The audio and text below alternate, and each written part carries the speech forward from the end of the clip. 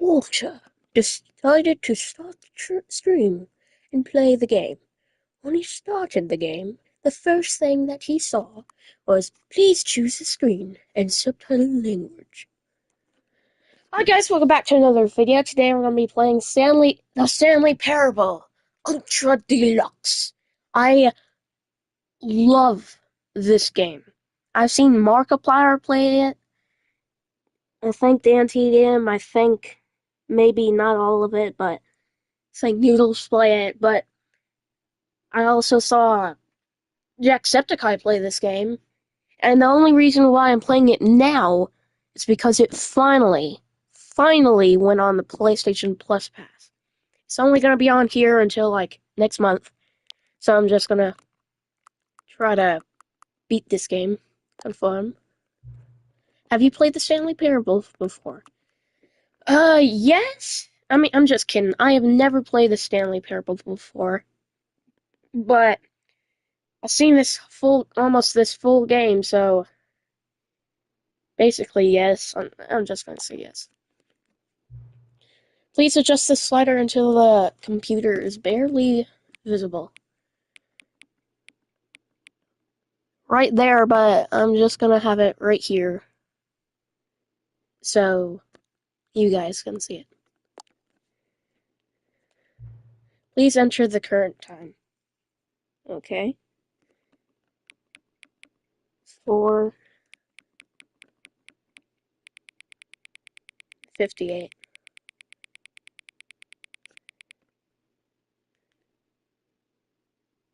It's PM.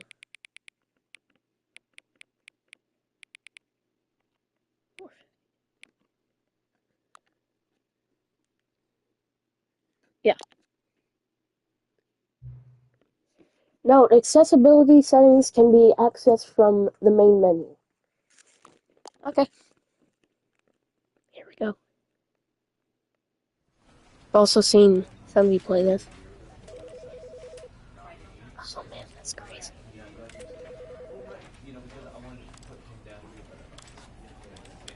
Hmm.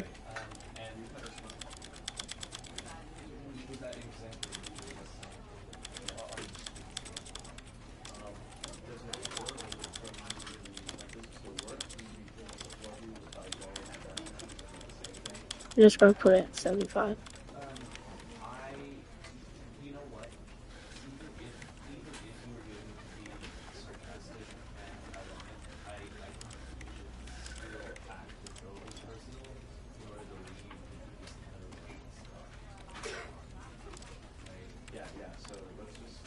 Mm-hmm.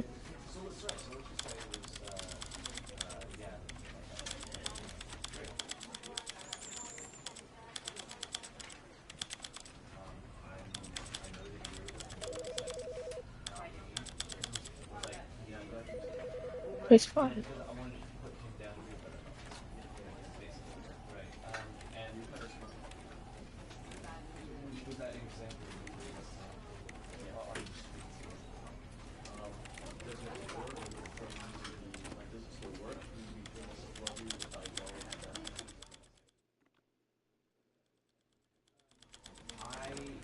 This is the story of a man named Stanley.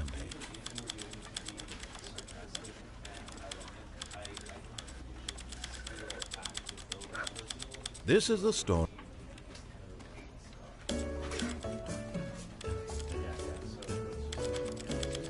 The reason why I'm doing this is trying to get that achievement settings.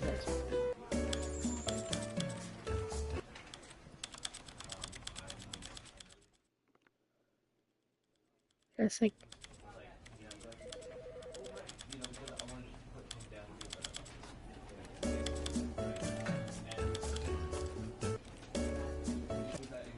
Wait.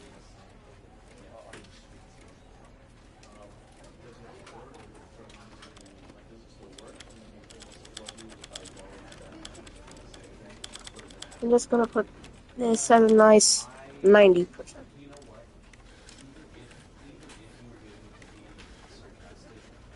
Pause.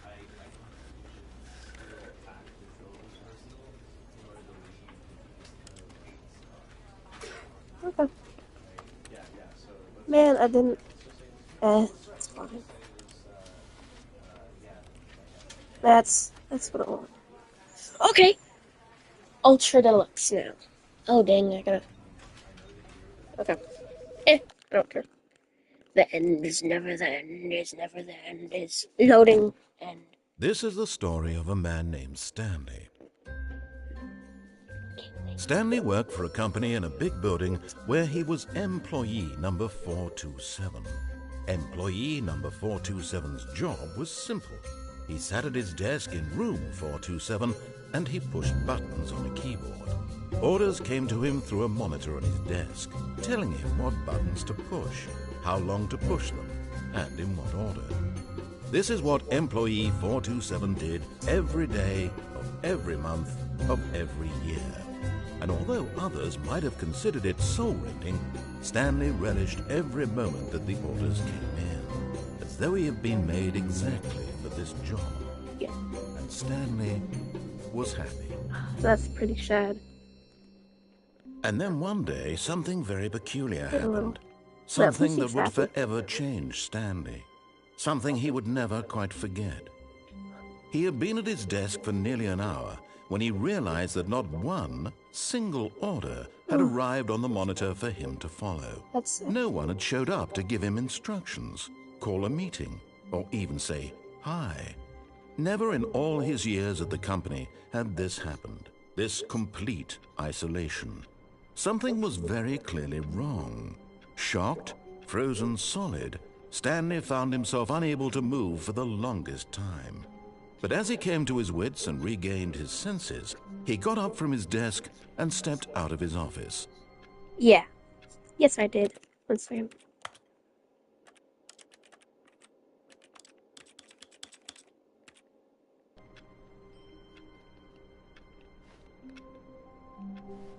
I hate Mondays.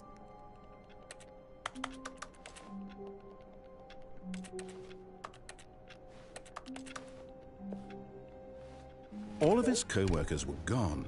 What could it mean? Stanley decided to go to the meeting room. Perhaps he had simply missed a memo. 1, 2, 3. Oh, please. Are you really just doing this for the trophy? Click a door 5 times? Is that all you think a trophy is worth? No. I can't just give these merits away for such little effort. A measly 5 clicks? Now, suppose you were to click the door 20 times. I would say that's the kind of effort that warrants recognition. Might tell me. I have to say, I'm still not feeling the satisfaction of witnessing true effort for a noble cause. Perhaps 50 clicks will do it. Yes, almost certainly 50 clicks.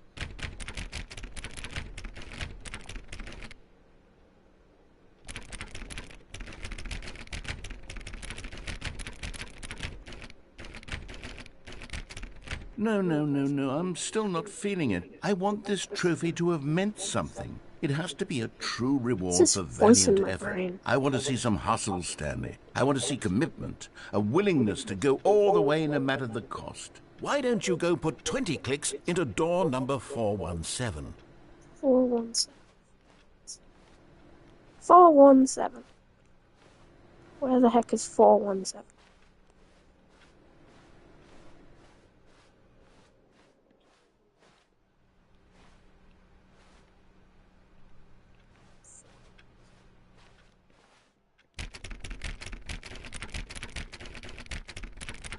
Oh, great. Now, go click a few times on door 437.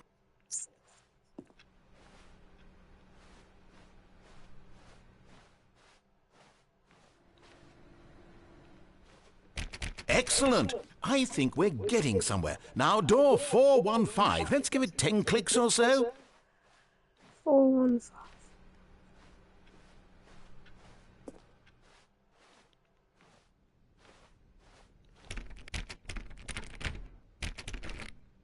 Now, back to door number 437.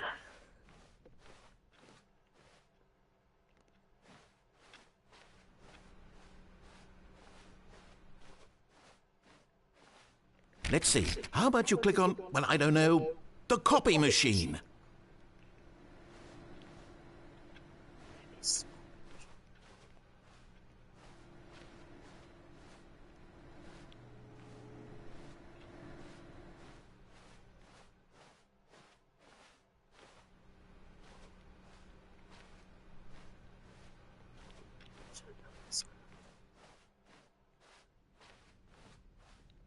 copy machine.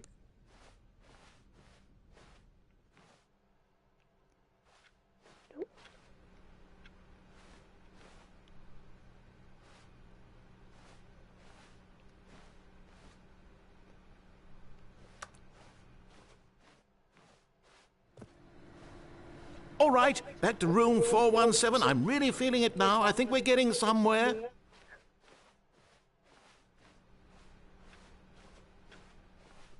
Okay, now go climb on employee 419's desk.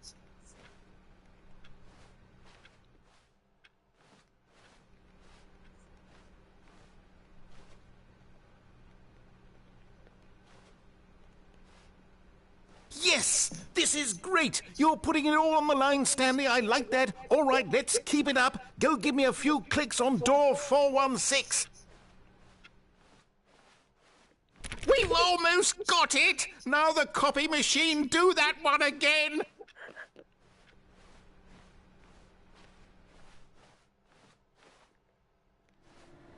Finish it off, Stanley! 5 clicks on door 430! 1, 2. Yes! We did it! Click on door wow. 435 times. Oh, you really earned it, Stanley. Get your first Nothing could trophy, hold you awarded back. for Yes, I'm getting very any of the other proud of how trophies that you far we've faced. come today. Yay.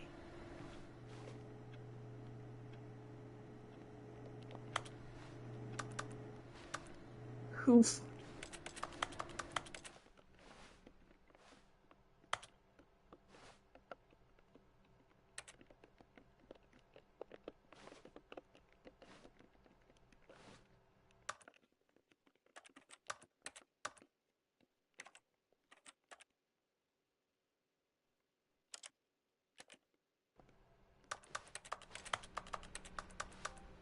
You can't jump. Seriously. No, seriously. We disabled it.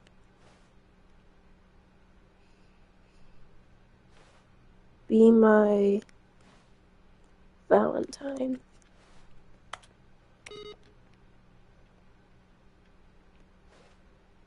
Fuel.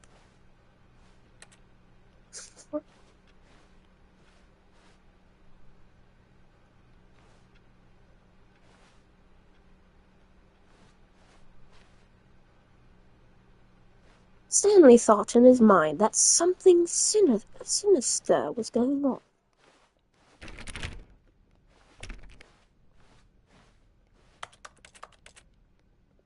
P3. When Stanley came to a set of 2 open doors, he entered the door on his left.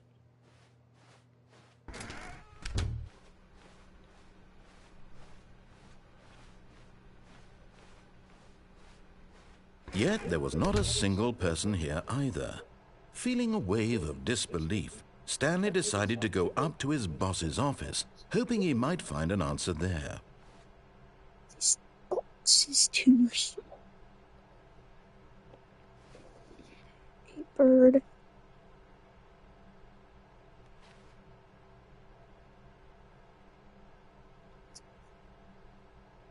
What?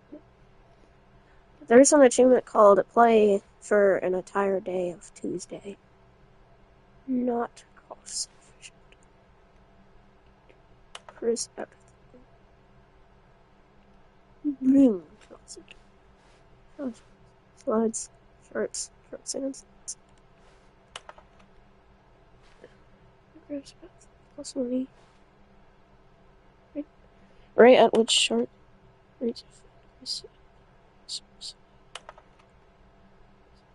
Okay.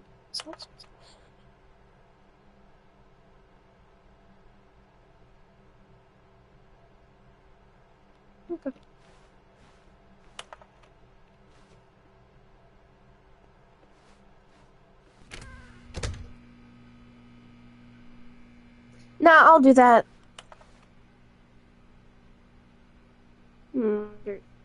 I'll do that twice. No, I'll do it when I get something very, very special. Coming to a staircase, Stanley walked upstairs to his boss's office. Okay, I walked upstairs to my boss's office.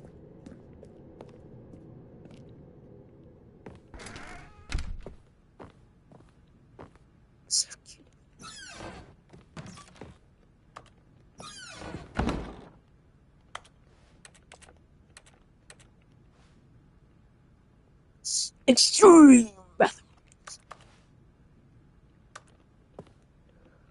To be rich, is it a crime? To commit crimes, isn't it rich? What of life it would be to have to pick just one. Is that a real place in the real world?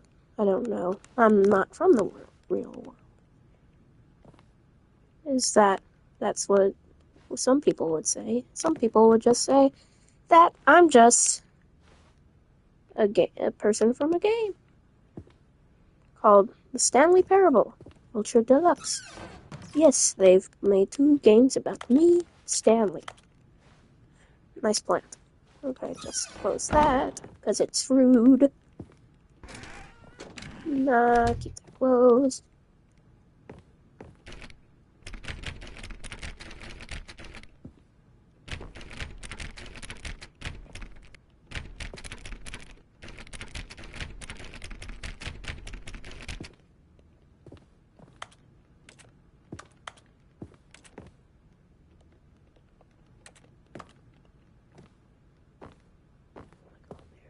See.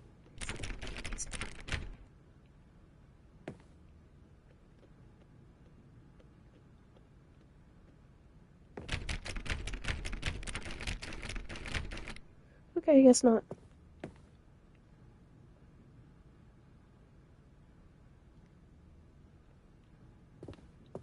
Stepping into his manager's office, Stanley was once again stunned to discover not an indication of any human life. I am stunned Shocked, to unraveled, find out Stanley wondered in disbelief who orchestrated this. life. What dark secret was being held from him? So What he could dark not have secret known being was done that the for me? keypad behind the boss's desk guarded the terrible truth that his boss had been keeping from him. And so the boss had assigned it an extra secret PIN number, 2845. But of course, Stanley couldn't possibly have known this. Yet incredibly, by simply pushing random buttons on the keypad, Stanley happened to input the correct code by sheer luck. Amazing. He stepped into the newly opened passageway. 1 second, guys. I'm gonna change my controller.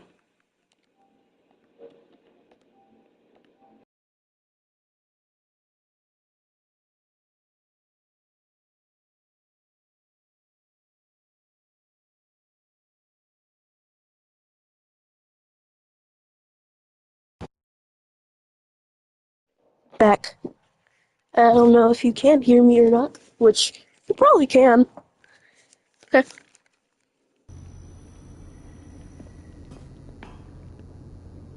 Okay, you guys can hear me.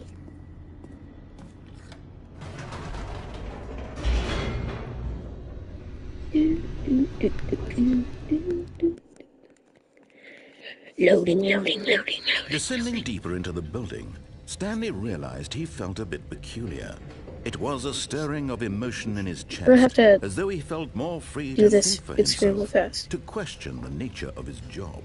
Why did he feel this now, when for years it had never occurred to him? This question would not go unanswered for long.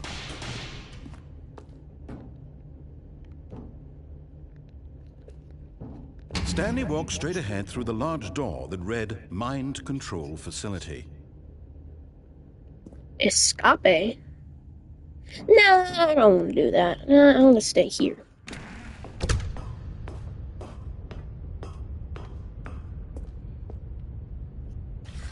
The lights rose on an enormous room packed with television screens. What horrible secret did this place hold? Stanley thought to himself. Did he have the strength to I'll do find that. out?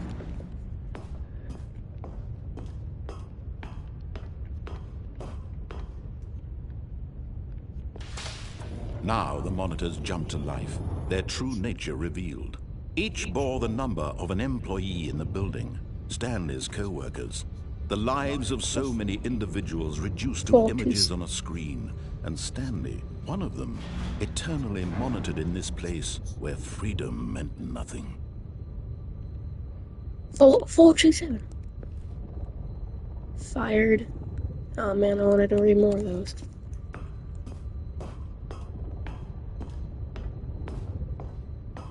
fired.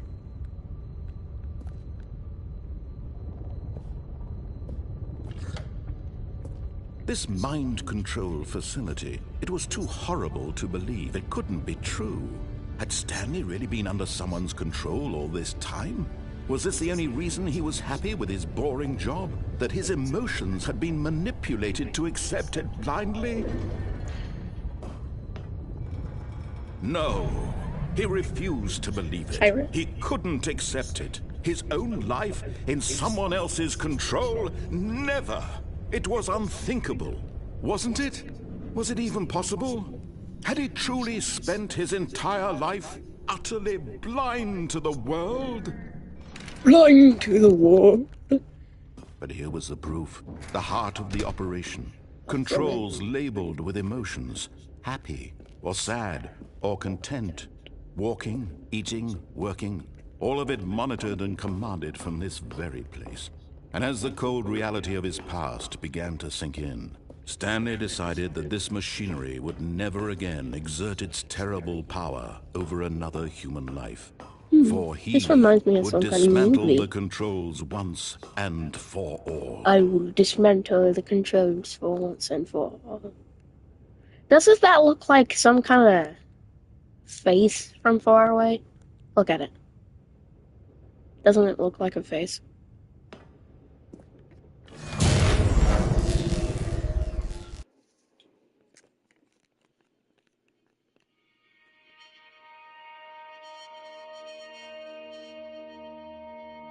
Come on. Blackness and a rising chill of uncertainty. Was it over? Yes. He had won. He had defeated the machine, unshackled himself from someone else's command. Freedom was mere moments away.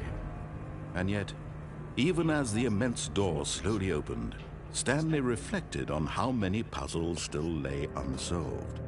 Where had his co-workers gone? How had he been freed from the machine's grasp? What other mysteries did this strange building hold? Yeah. But as sunlight streamed into the chamber, he realized none of this mattered to him. For it was not knowledge or even power that he had been seeking, but happiness. Perhaps his goal had not been to understand, but to let go. No longer would anyone tell him where to go, what to do, or how to feel. Whatever life he lives, it will be his. And that was all he needed to know. It was perhaps the only thing worth knowing. Stanley stepped through the open door.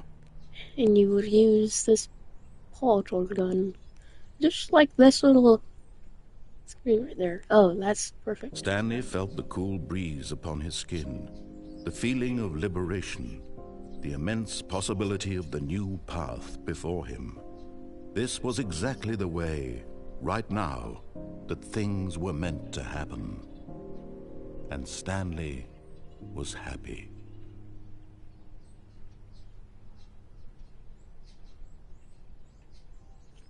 Beat the game. Complete the Stanley Parable. Yay! That was fast.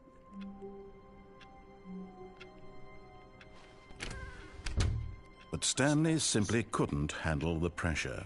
What if he had to make a decision? What if a crucial outcome fell under his responsibility? He had never been trained for that.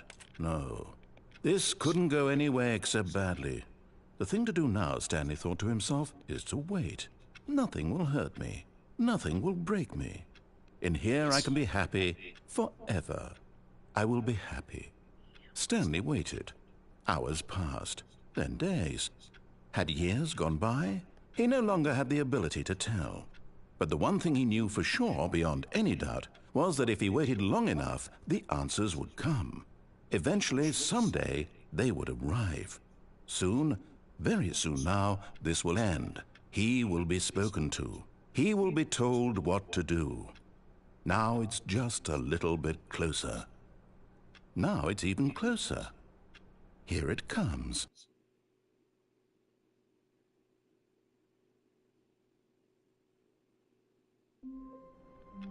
Okay. All of his sleep room. co-workers were gone.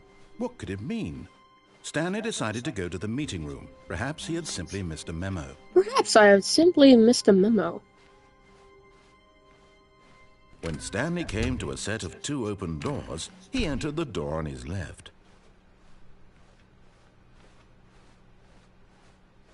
Yet there was not a single person here either. Feeling a wave of disbelief, Stanley decided to go up to his... Coming to a staircase, Stanley walked upstairs to his boss's office.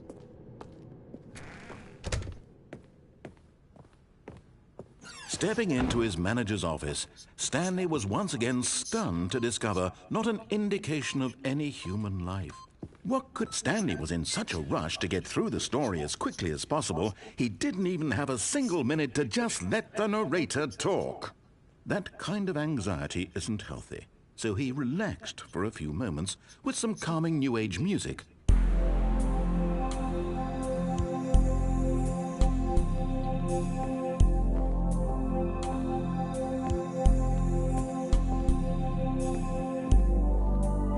Feeling soothed and rejuvenated, Stanley calmly walked forward into the opened passageway.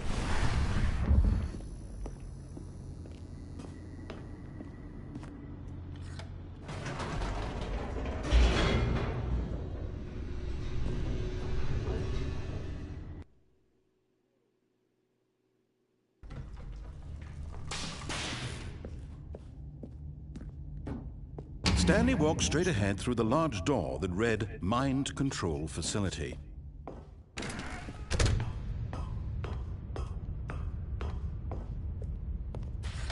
The lights rose on an enormous room packed with television screens.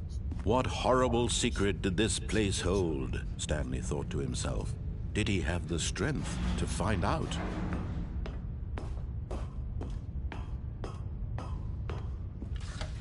Now the monitors jumped to life, their true nature revealed.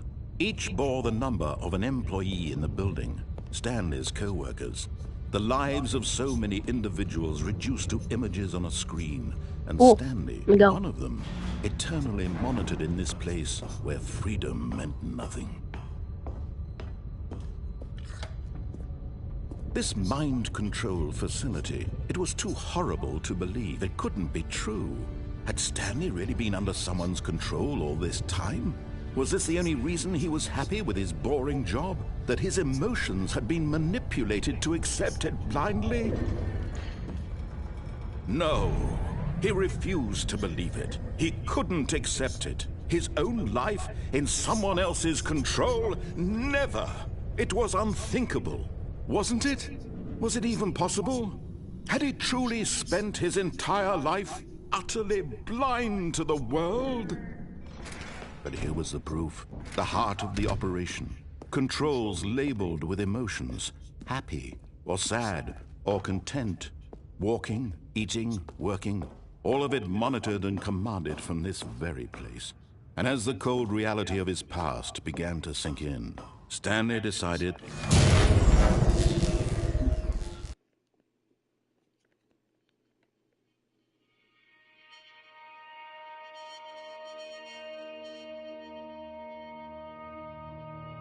blackness and a rising chill of uncertainty.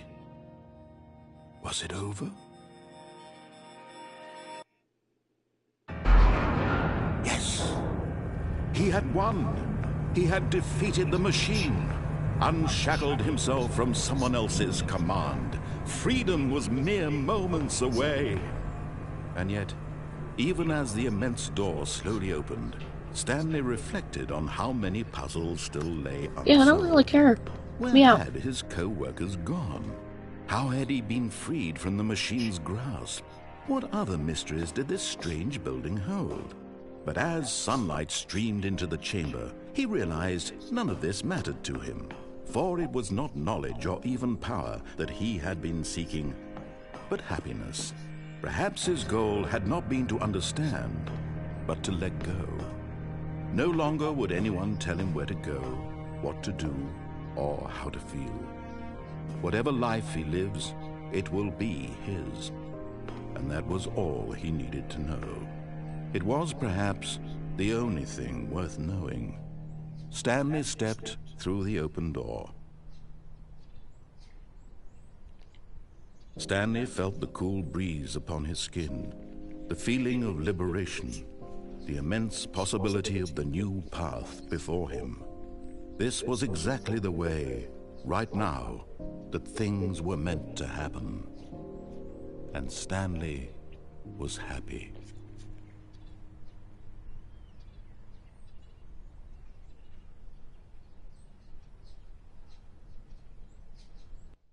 Did I get it?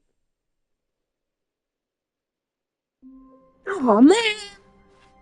All of his co-workers were gone. What could it mean? Stanley decided to go to the meeting room. Perhaps he had simply missed a memo. Perhaps I simply missed a No matter how memo. hard Stanley looked, he couldn't find a trace of his co-workers.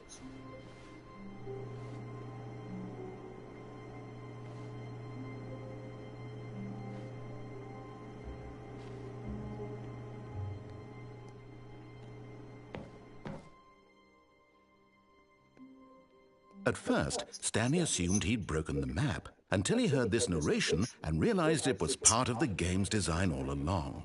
He then praised the game for its insightful and witty commentary into the nature of video game structure. Sorry for blinding and its you guys. examination of structural narrative tropes. So, now that you're here, what do you think? Isn't this a fun and unique place to be? Why don't we take a minute just to drink it all in? Okay, I'm over it now. What do you think? Are you sick of this gag yet? Ah, then in that case, we'll continue. But now, here comes the real question. What do you think would have happened if you had told me that you wanted this to stop? Do you think it would have been particularly different? Would I have taken the same idea but rephrased it superficially to fit that answer? Perhaps you never would even have thought of it if I hadn't brought up the issue in the first place. Oh, now think about it. Will it be worth it for you to restart and then come back here just to do the other option? Clearly, this whole gag takes some time. What if the other option is even longer? How long will you spend in total just to have heard all the narration? Oh, and this is rich. Perhaps you've just played the other option, and now you've come to see what happens in this one. So, what do you think? Which choice was the better one? Imagine if you had selected continue on your first playthrough, how tantalizing it would be not knowing what happens when you pick the other option. Indeed, you are one of the lucky ones. Though if the other option is really miserable to listen to, then perhaps you're not. In fact, I'm just going to say that no one who's listening to this is lucky. Well now, I've built up the other option so much that I'm going to stop talking and leave you to your decision whether to come back here, continue with the game, or just sit in this spot forever and ever. Cheers.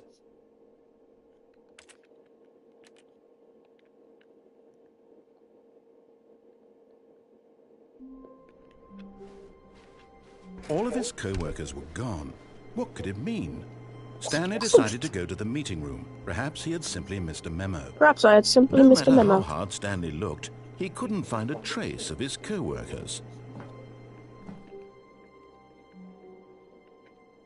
At first, Stanley assumed he'd broken the map, until he heard this narration and realized it was part of the game's design all along. He then praised the game for its insightful and witty commentary into the nature of video game structure and its examination of structural narrative tropes. So, now that you're here, what do you think? Isn't this a fun and unique place to be? Why don't we take a minute just to drink it all in? Okay, I'm over it now. What do you think? Are you sick of this gag yet? Well, I don't know how to say this politely, but you could literally just restart the game any old time you want, like right now. You could have done it just then. Now would also be an appropriate time to quit. Any of these points and so many, many more, all of them are appropriate. I'm enjoying what seems to be an internal conflict going on where you are literally unable to act on your own desires to restart the game. So, just to push the envelope, I'm going to try and make this as miserable as possible and see how long you can maintain. There once was a man named Stanley, who people considered so manly. But the truth must be told, He was not very old and was quite particularly gangly. What Stanley liked most was buttons.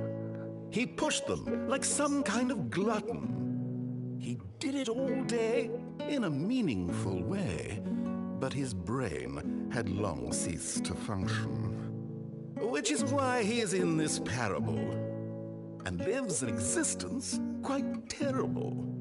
And if you are not strong and keep playing along, you too will become quite unbearable. Yes.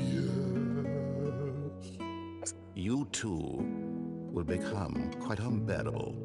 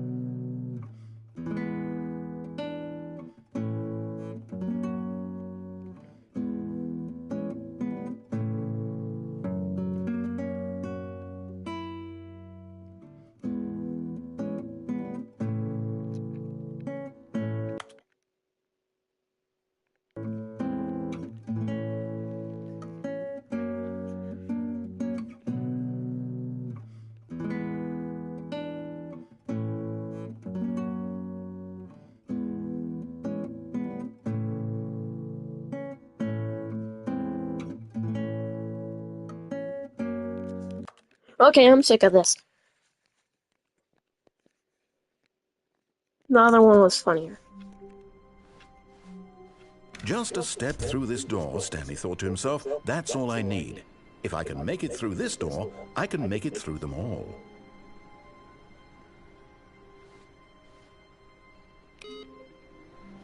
No matter how hard Stanley looked, he couldn't find a trace of his co-workers. Is it always saying the end is never the end is never the end is never the end on all of the computers?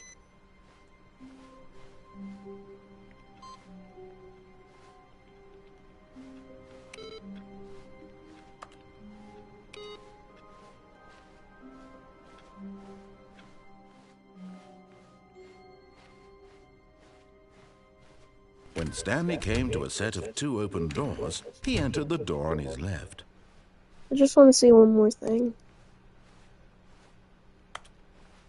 Through this normal path. Yet there was not a single person here either. Feeling a wave of disbelief, Stanley decided to go up to his boss's office, hoping he might find an answer there.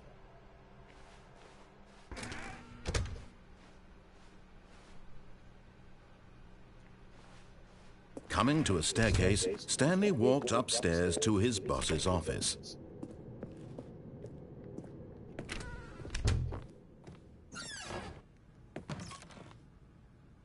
Because the boss knows that what the boss says goes, if the boss suffered losses, then that's what the boss chose. I don't like that. Oh, that poor Billy.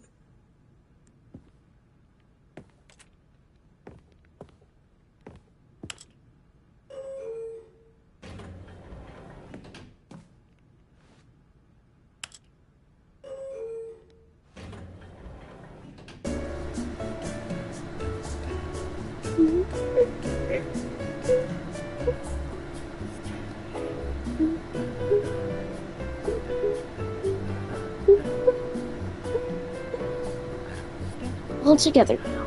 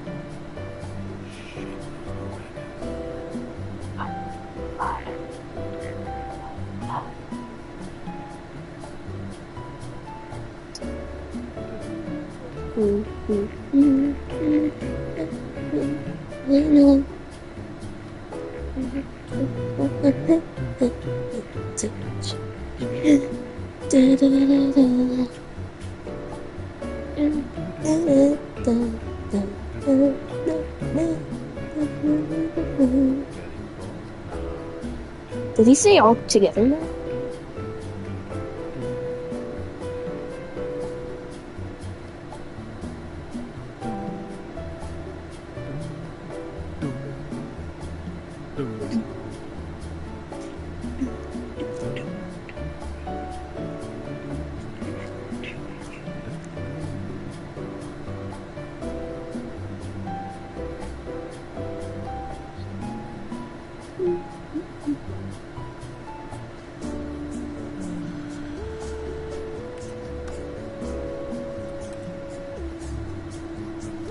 It's like he did.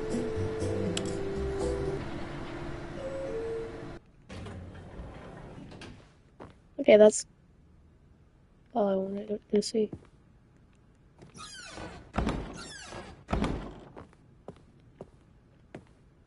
Okay, I think we all know the drill by now. Blah, blah, blah. Dark secrets, the keypad, Stanley pushes some buttons. Oh, hey, look, it's a new passageway. Kill surprise. What? That's crazy. I didn't know. What? He does that? If you do this path too many times? That's crazy.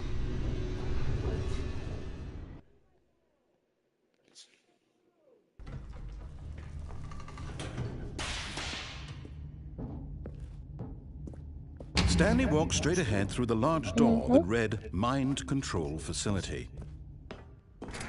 Okay, here's the thing that you guys probably been waiting for.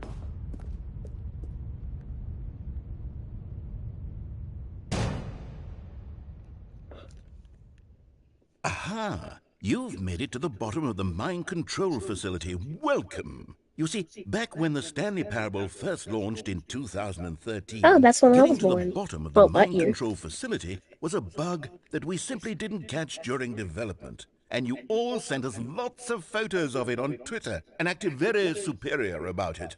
And you're all very, very clever. Good for you. Anyway, when it came time to update the game, we knew that we had to do something about this little goof of ours. So here you go. New content.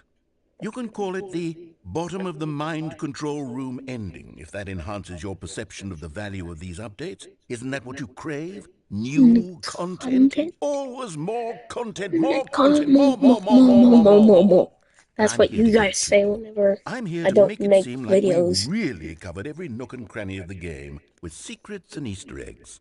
How about this? We wrote a new piece of music just for this section. You won't hear it anywhere else in the game. It's a secret that's just for you. That's how special you are. We call this track, Good Job You've Made It to the Bottom of the Mind Control Facility. Well done.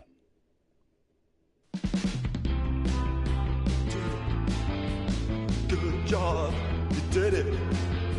Hopefully I don't get it. 3, 2, 1.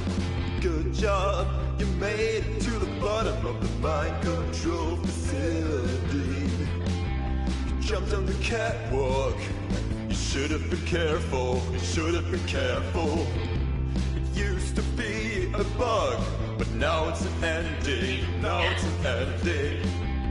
I believe in you. I believe in your ability to cross this barrier and chase your dreams. Railings don't mean anything. Good job, you did it. Good job, you did it. Good job, you did it. Good job, you did it. Good job, you did it. Good job, you did it. Good job, you did it. Good job, you did it. Good job, you did it. Good job, you did it. Yeah. Oh my gosh.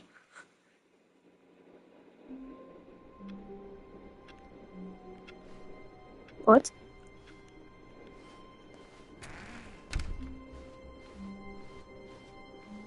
When Stanley came to a set of 2 open doors, he entered the door on his left. What? There's one more ending that I want to do down there. Well, maybe 2, but one more, but I'll do that after this This one was not the particular direct part. way to the meeting room, and Stanley knew it perfectly well. Perhaps he wanted to stop by the employee lounge first, just to admire it. Ah, yes, truly a room worth admiring. It had really been worth the detour after all, just to spend a few moments here in this immaculate, beautifully constructed room. Stanley simply stood here, drinking it all in.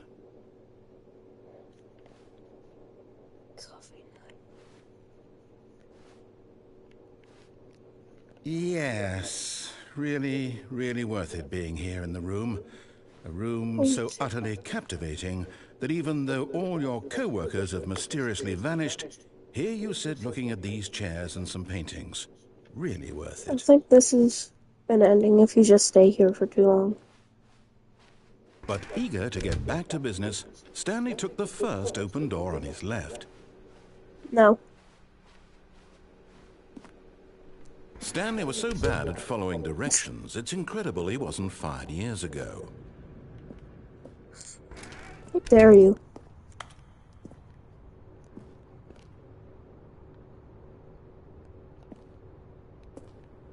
If you go over there, you can find something. It was incredible that you didn't get fired either. Look, Stanley, I think perhaps we've gotten off on the wrong foot here. I'm not your enemy, really, I'm not. I realize that investing your trust in someone else can be difficult, but the fact is that the story has been about nothing but you all this time. There's someone you've been neglecting, Stanley. Someone you've forgotten about. Please, stop trying to make every decision by yourself. Now, I'm not asking for me, I'm asking for her. Who's her? This is Who it, is- Stanley. Your chance to redeem yourself. To put your work aside. To let her back into your life. What? She's been waiting. What? That's her, Stanley. You need to be the one to do this. To reach out to her. If you can truly place your faith in another, then pick up the phone. As Stanley picked up the phone, a white light engulfed him, filling him not did just not- with radiance, but with hope. Hope for a life reunited one... Wait. Oh, goodness. Stanley, did you just unplug the phone? No, that wasn't supposed to be a choice. How did you do that? You actually chose incorrectly. I didn't even know that was possible. Let me double check. No, it's definitely here, clear as day. Stanley picks up the phone. He's taken to his apartment where he finds his wife, and the two pledge themselves to one another. Music comes in, fade to white, roll credits. Not picking up the phone is actually somehow an incorrect course of action. How is that even possible? None of these decisions were supposed to mean anything. I don't understand. How on earth are you making meaningful choices? What did you... Wait a second. Did I just see... No, that's not possible. I can't believe it. How had I not noticed it sooner? You're not Stanley. You're a real person. How did you know? I can't believe I was so mistaken. This is why you've been able to make correct and incorrect choices. And to think I've been letting you run around in this game for so long. If you'd made any more wrong choices, you might have negated it entirely. It's as though you completely ignored even the most basic safety protocol for real-world decision-making. Or did you not grasp the severity of the situation? You know, I've Well, I done won't have that kind ending of like risk on my watch. 3 I'm going to stop times, the game maybe. for a moment so we can educate you properly on safe decision-making in the real world. Please observe this helpful instructional video. Oh my gosh, I've heard this. Choice. It's the best part of being a real person. But if used incorrectly, can also be the most dangerous. For example, In this scenario, a hypothetical real person named Rupert has a choice. He could invent a machine that eliminates food shortages across the world to make life better for all people. Or he could spend years of hard work forgetting how to read. Which choice would you make? Remember that unlike here, the real world makes sense, and at no time should you make a choice that does not conform to rational logic. If you find yourself speaking with a person who does not make sense, in all likelihood, that person is not real. Allow the person to finish their thought, then provide an excuse why you cannot continue talking. Turn to a partner and practice saying, "My goodness, is it 4:30? I'm supposed to be having a back, sack, and crack." Excellent. Making choices on a regular basis is the best part to a healthy decision-making process. Most medical professionals recommend making at least 8 choices per day. Do you make more than 8? Less? And finally, if you begin to wonder if your choices are actually meaningful and whether you'll ever make a significant contribution to the world, just remember that in the vast infiniteness of space, your thoughts and problems are materially insignificant, and the feeling should subside. At this time, your instructor will guide you in an exercise to test and reinforce the material covered in this video. Are you the narrator? Welcome back. You may have noticed that this room has begun to deteriorate as a result of narrative contradiction. But not to worry. Now that you're properly informed on good decision-making, we're going to revisit a choice you made just a few minutes ago and see what the correct thing to do would have been. This way, please.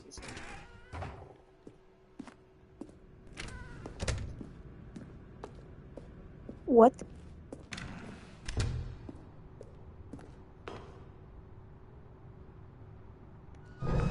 Now that we know your choices are meaningful, we can't have you jumping off the platform and dying. Imagine the main character dying senselessly halfway through the story. That story would make no sense at all. What? We just need to get you home as soon as possible before the narrative contradiction gets any worse. Unfortunately, it seems this place is not well equipped to deal with reality.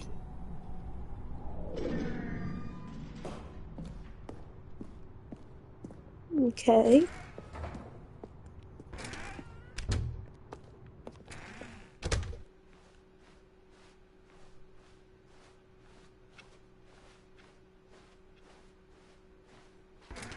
Almost there.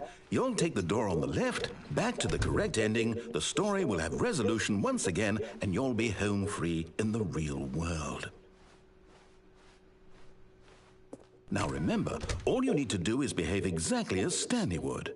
That means choosing responsibly and always putting the story first. I'm quite sure you'll be up to the task. Just follow my lead and you'll be fine. All right.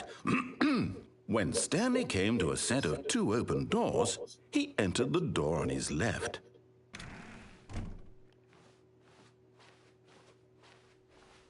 No! Why did you do that? Quickly, hurry back in the other direction. Perhaps we're not too late.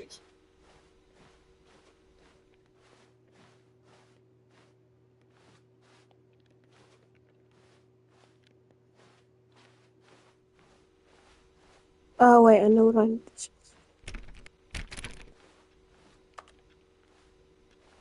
Oh, wait, no, I'm supposed to go. Wait.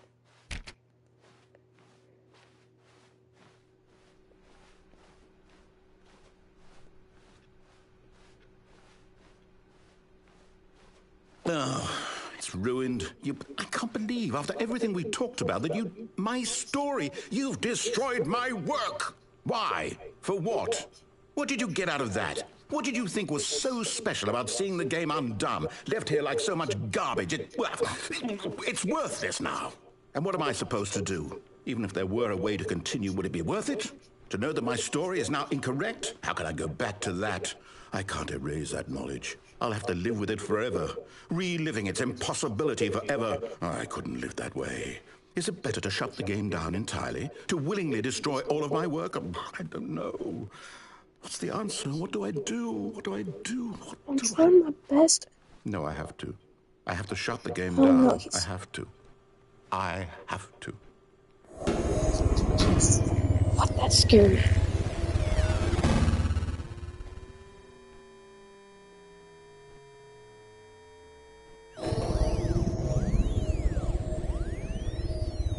Okay, I'm sorry. I'm sorry. Oh, I'm here. I'm still here. Here in this pile of rubbish. With you.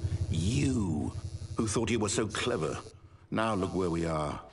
My entire game is destroyed. It was the only thing in the world that was mine, and you've run it into the ground. Well, What, I'm did you think that would sorry. be funny? You just had to see? Didn't I impress upon you how important it was to be like Stanley? He actually knows how to do what I tell him to. He understands that if I say to do something, there's a damn good reason for it. Hey, That thought hadn't even occurred to you, had it? That there's a world I meant outside to of say in you? the beginning of this You're a episode, some of this child. stuff is pretty not My story. for kids. So just If you'd be, just gone through the door on the left, you would have seen it. There was a whole underground facility. You would have destroyed it and been victorious. I It did would have that been like so perfect. twice. I worked so hard on it. I tried so hard to make behave exactly as Stanley would. That means choosing responsibly and always putting the story first. I'm quite sure you'll be up to the task. Just follow my lead and you'll be fine. All right. When Stanley came to a set of 2 open doors, he entered the door on his left. No! Why did you do that? Quickly, hurry back. Behave exactly as Stanley would. That means choosing responsibly and always putting the story first. I'm quite sure you'll be up to the task. Just follow my lead and you'll be fine. All right. When Stanley came to a set of 2 open doors, he entered the door on his left.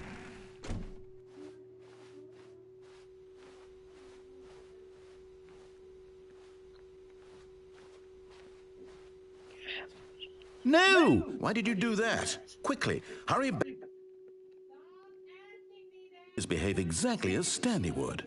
That means choosing responsibly and always putting the story first. I'm quite sure you'll be up to the task. Just follow my lead and you'll be fine. What happens All if I right. go to left? When Instead. Stanley came to a set of 2 open doors, he entered the door on his left.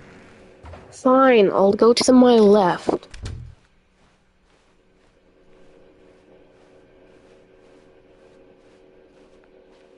Yet there was not a single person here either.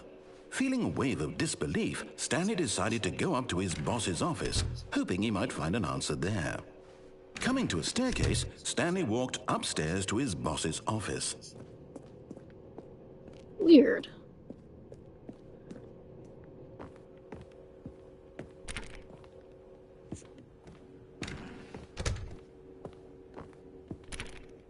Also, it wasn't what? Stepping inside his manager's office, Stanley was once again stunned to discover not an indication of any human life. Shocked, unraveled, Stanley wondered in disbelief who orchestrated this, until he saw the door with a voice receiver next to it. Surely behind this door lay all the answers to his questions. And beyond all probability, he knew the passcode.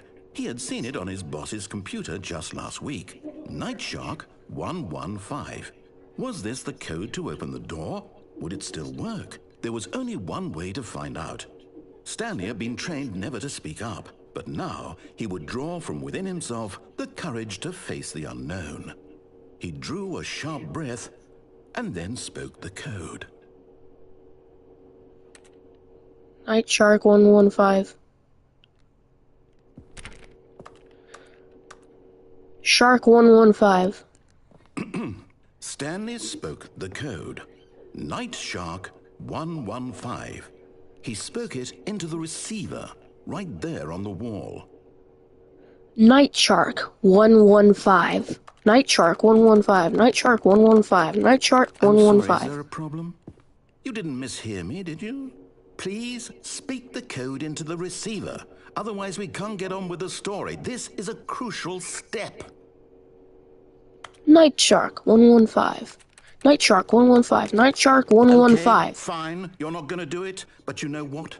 It's pretty humiliating to bring you this far, only for you to suddenly decide you have better things to do. I asked you for this one single thing, for I'm your trying. respect. It's not The kind of working. respect Stanley shows for his choices. He knows what it means to take a story seriously. If you didn't want to see what I had to show you, then why did you come here? You had a choice, you know. You could have gone through the door on the right. You could have done whatever the hell you wanted over Heck. there. Why did you come this way? Speak. Say something to me. Explain yourself, you coward. You... When Whoa. Stanley came to a set of 2 open doors, he entered the door on his left. Stanley? Hello? Are you... Is everything okay? Stanley, please. I need you to make a choice. I need you to walk through the door. Are you listening to me? Can you hear me? Is everything all right? Stanley, this is important. The story needs you. It needs you to make a decision. It cannot exist without you. Do you understand me? Whatever choice you make is just fine. They're both correct. You cannot be wrong here. We can work together. I'll accept whatever you do. I simply need you to take that step forward, please. Choose. Do something. Anything. It's so It's sad. more important than you can ever know. I need this. The story needs it. Hey, Hey, what are you doing? playing a Are you game. there? Are you listening to this? Stanley, are you there? Playing. Stanley Parable, Ultra Deluxe. It's okay. I No. can wait. You need time to decide. Time to make sure Close your the door, choice please. is correct. That is the best choice. That's all right. I'll wait for you to decide what's the right thing to do. Take as much time as you need.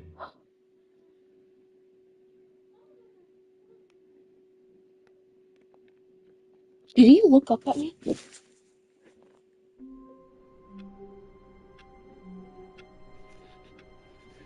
I barely saw that. I can't wait to tell this story to my co-workers, Stanley thought. How amusing they'll find it. Oh, won't we all just laugh and laugh at the time I thought everyone had gone missing. No matter how hard Stanley looked, he couldn't find a trace of his co-workers. Can you stop saying stuff differently than what you're supposed to say? Please? It's freaking me out. Finally. Oh, new content? What does that mean, new content?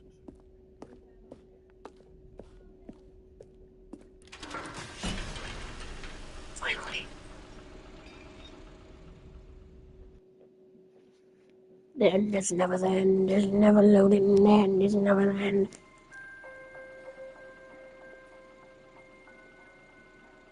Hello, and thank you for playing the Stanley Parable Ultra Deluxe. As you may know, the Stanley Parable was a video game released in 2013 on home computers.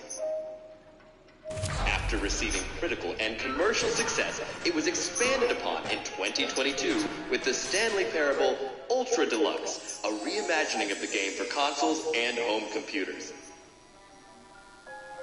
The Stanley Parable Ultra Deluxe features exciting new content that broadens and expands the world of the Stanley Parable, delighting audiences the world over.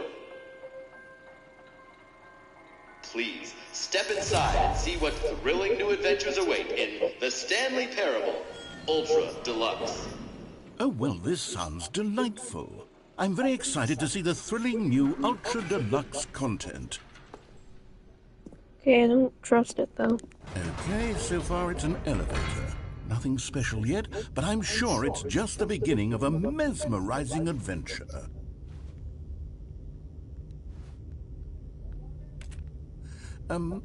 Is it broken? What's going on here?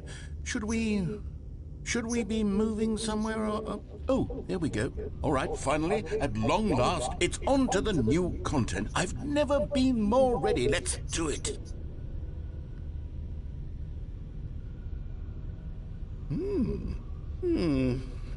I have to say, initial impressions of Stanley Parable Ultra Deluxe, mostly tedious. It's as if Mostly tea. Let's see the content. Give me the content, Stanley. Mostly tea. All right, let's see. It's the jump circle.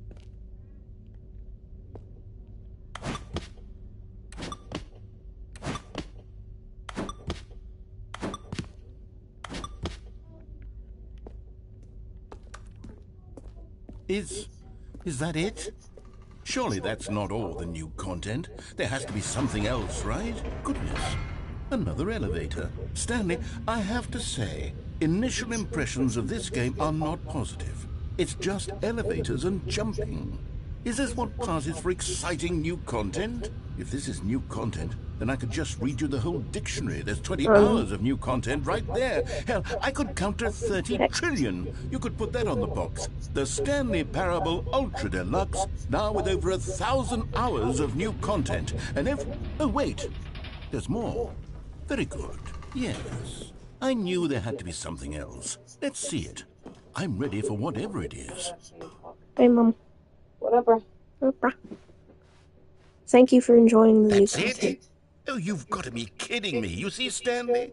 This is what happens when greedy video game developers with no respect for their fan The base Stanley rush a Parable cheap Ultra expansion Deluxe. to market for no reason other than to make an easy dollar. And don't get me started on the level of craftsmanship that's gone into it. In fact, I'm looking right now at the game's trophies, and it's hard to believe one of them actually says, "Test trophy, please ignore." What quality assurance department signed off on this? I'm infuriated and I'm offended, and I intend to find these people on Twitter and hold them personally accountable. It's my fault, Stanley. I built up too much anticipation around the new content, I'm afraid. It could never have lived up to such expectations.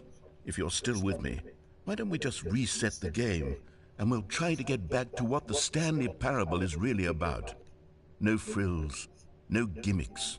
Just you and me having a great time together like always. What do you say, friend?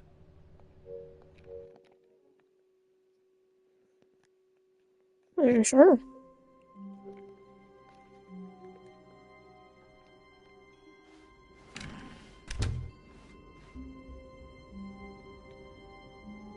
That's what we're supposed to be. Psst! Stanley! Come over here! In the vent! I want to show you something! No, thanks. Oh, you don't want to see the cool surprise I made for you? Well, fine. You're a dork anyway, so who cares? Okay, I am not a dork. You're a dork. Never mind. You're not a dork. How dare you? I thought it said decent.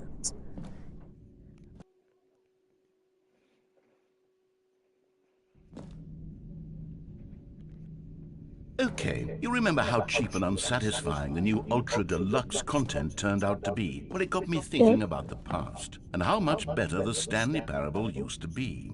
So I made something special and tucked it away here where the game's developers won't find it. Just our little secret. Take a look. Whoa.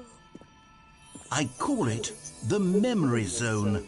It's where I've been storing all my favorite memories so I can relive the peak experiences of my life whenever I want. Experiences like the launch of the Stanley Parable on PC.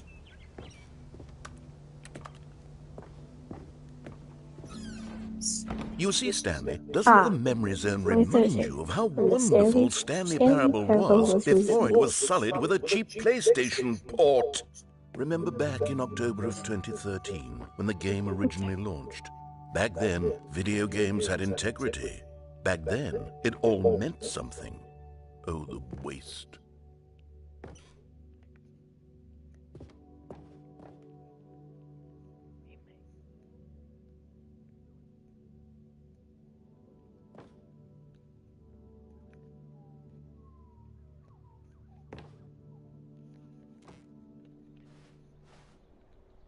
$1.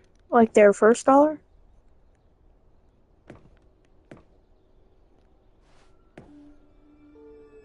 Demonstration. An achievement. It is impossible to get this achievement.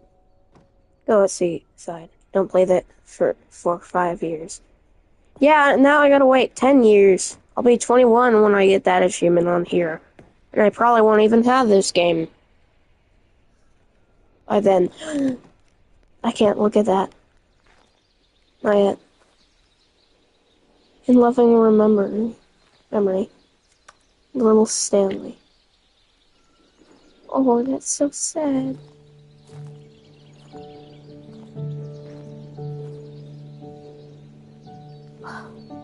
Oh, I look Stanley.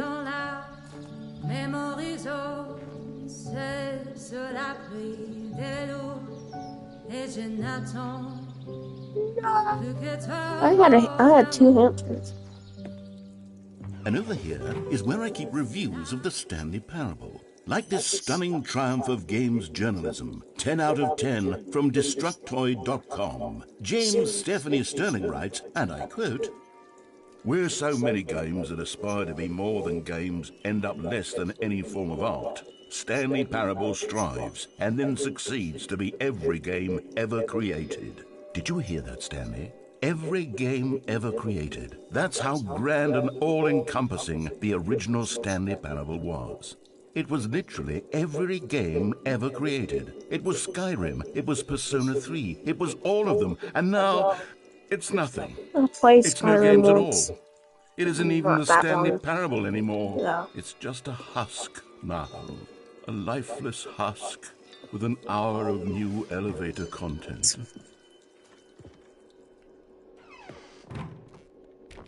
Memory zone maintenance.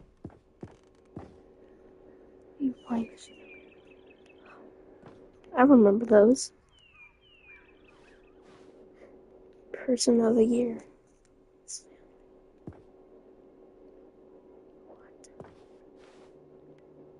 Oh, the happy button.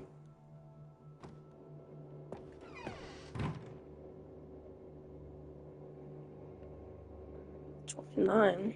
What's that supposed to be from in this game?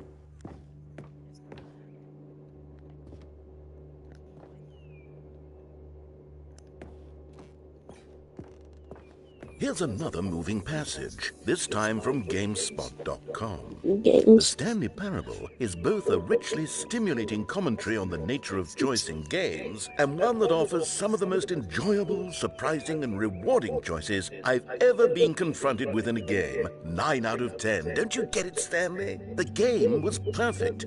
It didn't need anything else. It didn't need new content.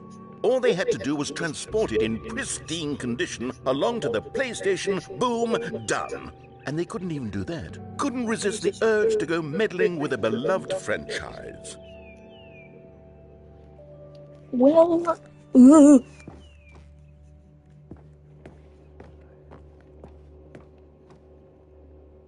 the serious room. What's the serious room?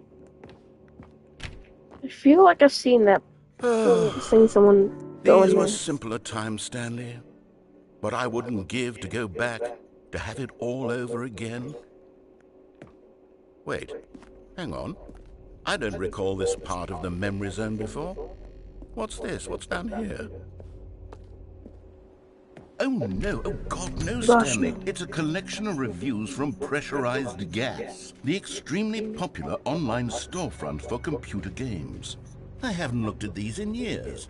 I can't even imagine what's been collecting down here. Surely these reviews were glowing as well, weren't they? Hey, there's a Honestly, thumbs I up right could there. not be bothered to play this game to full completion. The narrator is obnoxious and unfunny, with his humor and dialogue proving to be more irritating than entertaining. Unfunny! I'm not trying to be funny.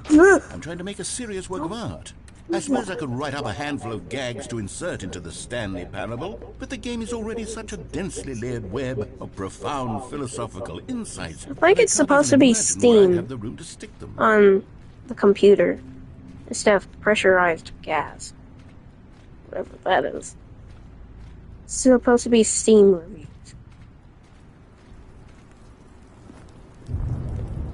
There's a good one right there. Okay, let's see what this one says. While the idea for the game is good, for someone who prefers non-linear games, this preachiness gets annoying fast. Preachy? Stanley? I'm not preachy, am I? You can tell me if I'm No. preachy. Honestly, you can. You're Oh, not. goodness. This is actually quite shocking for me. You're not. I always, You're not to be preachy. honest, I had always thought of the At all. game's dialogue as being rather terse to begin with. I It don't know how much is fluff fine. I cut from the game to get it to feel as light and airy as it... Well, I always thought it did. It is light and Maybe airy. it wasn't. It's amazing. Dear. That's What why I an love this awful game so memory much. to have to hold on to. These black marks on my otherwise unimpeachable track record. I feel like a failure. Like I let these people down. Perhaps the Stanley Parable isn't quite as sterling as I always remembered. It's amazing. What's this one got to say? You constantly have to stop doing anything so the narrator can catch up with his long-winded explanations of what's happening. I wish there was a skip button. A skip button? Well, yes. Yes, I think we can do that. If I'm It's truly a true preacher, 9.8 then maybe hours. letting you skip ahead Oh wait, for 9 just a moment, hours. surely it couldn't hurt. Not if it means we can strike these negative reviews from the record. Only positive reviews of the Stanley Parable. That's my motto today, and it's always been my motto. I'd do anything for the customer, Stanley. Yes, a skip button we shall have.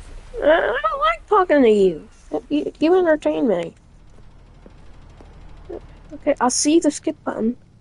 Just wanna see anything, see all this stuff.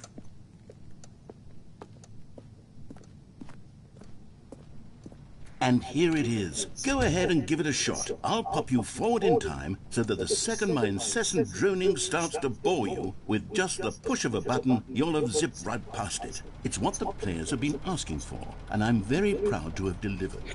No more listening to me rambling on and on and on. No, no, no, no. The Stanley Parable is a game for the people. And if the people want silence, then by goodness, that's what they're going to get. Well, don't sit around waiting for me to shut up. Go ahead and make me shut up. Here, we'll pretend that I've just begun an interminable monologue, and it goes something like this. The story, and the choices, or what have you, and therefore... No, I don't like that voice.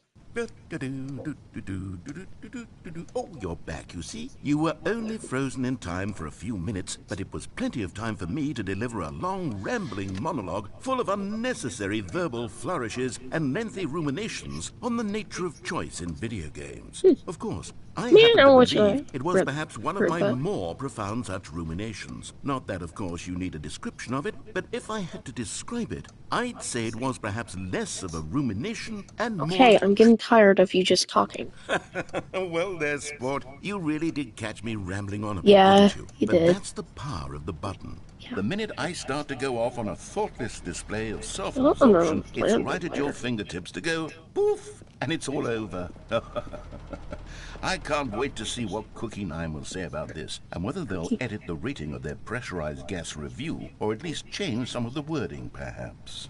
To be honest, I don't even know if one can change their review in the first place. They can. I guess I should become better educated on how exactly pressurized gas works. I think you can change Steam Perhaps that reviews. would have been a smart thing to check on before I went on about this whole exercise of making the skip button. Yeah. Although I have to imagine that after seeing this exciting new technology at work, surely whoever it is who runs pressurized gas... Steam. Okay, welcome back, Stanley. Now, I should say that the amount of time the button has been skipping through is becoming longer and longer. That last one was, well, I want to say maybe 30, 45 minutes? It's not unendurable by any means, but it's, well, there's really only so much I can ramble on to myself about. I know, it's shocking, isn't it? But at any rate, I do suggest that we not press the button again. I think the skip button has been aptly demonstrated, and we can say goodbye to it and just... Wait. How do we get out of here? Where did the door go? Wasn't there a door that led into this room? Yeah, I there don't feel was. quite certain that there was one here before. How else would we have gotten into the room in the first place? I don't think one can enter a room without a door of some sort, or a window, or something like that. Do you see a window anywhere? A porthole? A sufficiently large crack in the wall? I'll take any of these. All I want is for us to move on and to please step away from the skip button, to go anywhere other than the skip button. There was a door here before, wasn't there? I swear there was. Where did it go? Can you maybe just ram your way through a wall? Is there any possibility that you could, say, slam your body into the wall until enough damage is done for you to be able to leave? Please, I'll take any option at all. I'm asking you to work with me here. We need a door. We need a door of some kind. I can work with any kind of door, as long as it can open and lead from one room to another. I'm going to step away for just a moment, and I'm going to try to find us a door. I don't know how exactly to remove a door and place it in a different wall, but I will find a way, I promise. You just need to not do anything. Don't press the skip button. Please, please, please do not press the skip button. I Just won't. wait here for me, and don't press the skip button. I'm not. Got it? Yes, good. I'll be right back. Okay. We'll just wait.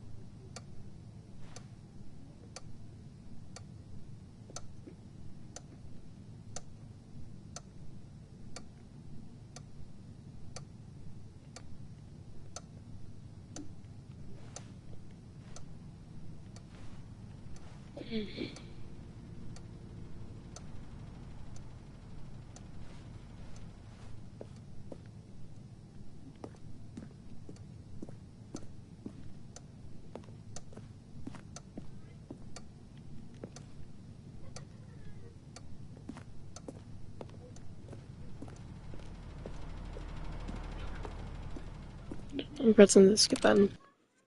Stanley, please don't push the button again. It's been 12 hours. You've just been frozen there. I don't know why the skips are getting longer, but they're really, truly getting longer. And my God, there's no way out of the room. Stanley, the door is gone. It's completely gone. I've looked at it from every angle. I've checked every one of those walls 1,000 times. And there's no door, Stanley. There's no door. There's just you and the button. Oh, Stanley, you're back. You're back. Oh, my goodness. I have someone to talk to again. Stanley, I think it's been a week. Or 2 weeks. I've been sitting here all that time. Just sitting here. Not a single person to speak with. And you'd think that that's just how it's always been, right? Me talking and you saying nothing. Would you think that it's exactly the same as always? Doesn't that feel like what we've already been doing? Me just talking? But it isn't, Stanley. It isn't the same at all. It isn't even close. Because I know you can't hear me once you push that button. That's what I'm realizing now, Stanley. I'm realizing that I needed to know that someone was listening. I needed there to be a vessel through which my words were moving. It was the vessel I needed, Stanley. Not the outcomes, not the story. None of that matters anymore. I'll give it all up. I'll give up every branching path. I'll burn my story to the ground. I don't think you One want to do that. single thing I need, and God, I can see now that I need it more than anything, is to know that someone else is taking it in. These words that I'm saying, I need to know you can hear me. Because maybe, Stanley, maybe, if you can hear me, then maybe it means I'm real. Maybe I'm not just a fiction. Was I scared of that all along? Perhaps, yes. Perhaps I've been scared this whole time, that if I stop speaking, I'll slip backwards into the silence and be consumed by it. I can't be taken by it, Stanley. I can't lose myself in a stretch of emptiness between you and me. When you press that button, you're still right there, but I know you're so tremendously far away. And in those moments, the emptiness folds itself outward in between the two of us, and I am suspended in its unyielding quietness. I can feel the edges of my reality curdling inward and decaying. I can tell that I am becoming less and less real. Yet to speak to you now, I am alive. I am truly and completely here. I am a being. I am someone. I am something. I am being... Oh, hello. It's you. You're here again. Welcome. I have had time to think about you and about us and about everything we've been through. I've had so much time. I stopped keeping track after a year. Have you ever sat down in one place and not moved for one entire year? Let me describe it for you. To begin with, there is only regret.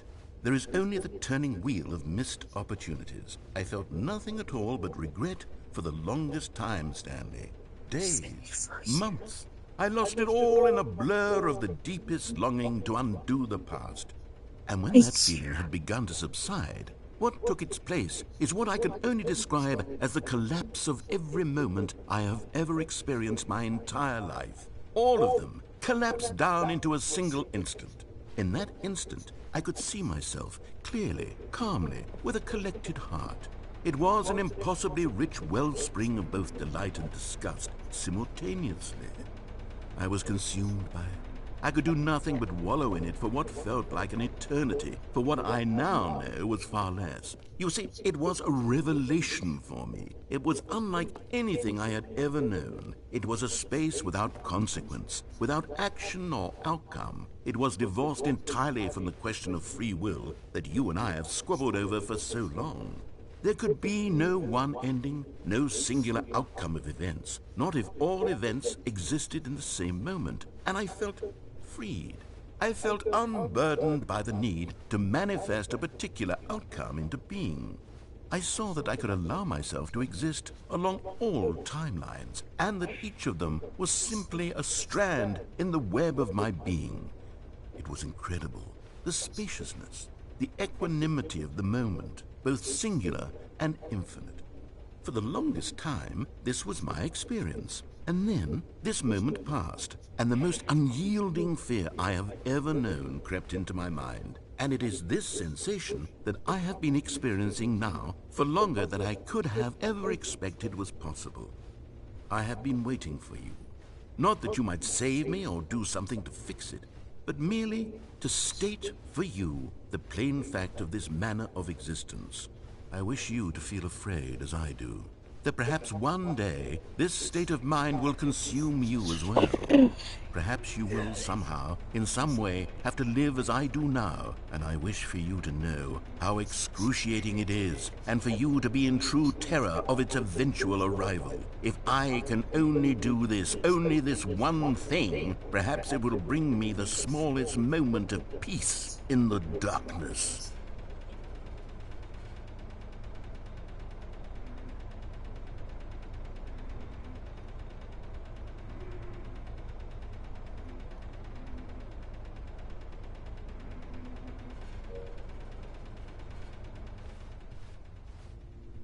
Don't want to press it. Gonna have to.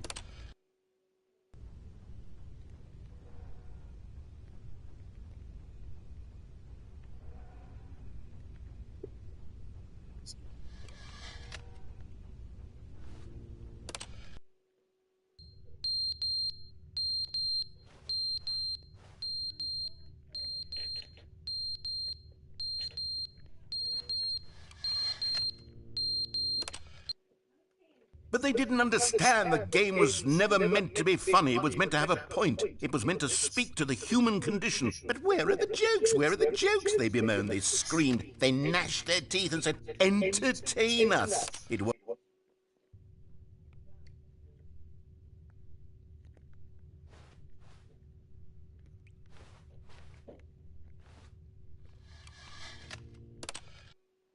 the end is never the end, is never the end, is never the end, is never the end, is never the end, is never the end, is never the end, is never the end, is never the end, is never.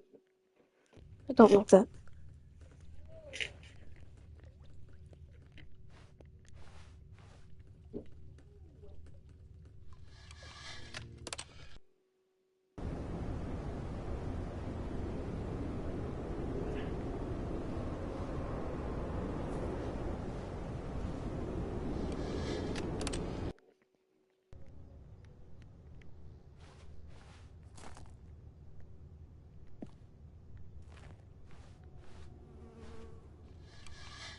Don't want to skip.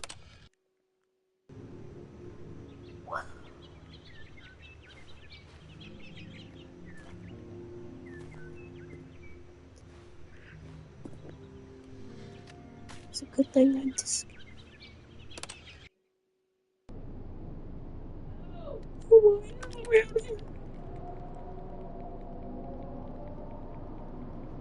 Oh no.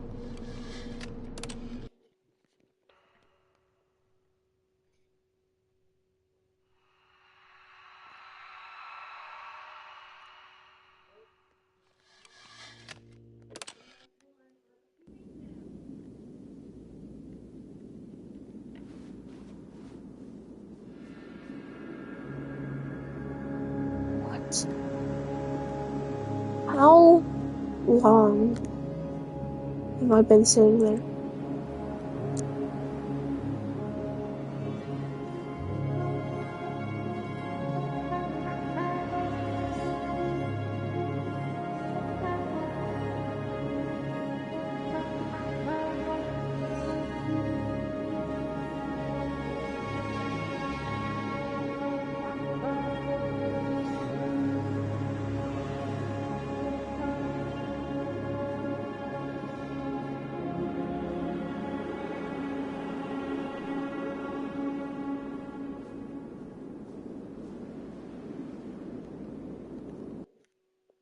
Finally! That ending scared me. Oh, I'm just kidding. Stanley knew the office layout like the back of his hand. It was only a matter of time before he found the others, wherever they were. Just a matter of time. Stop. What?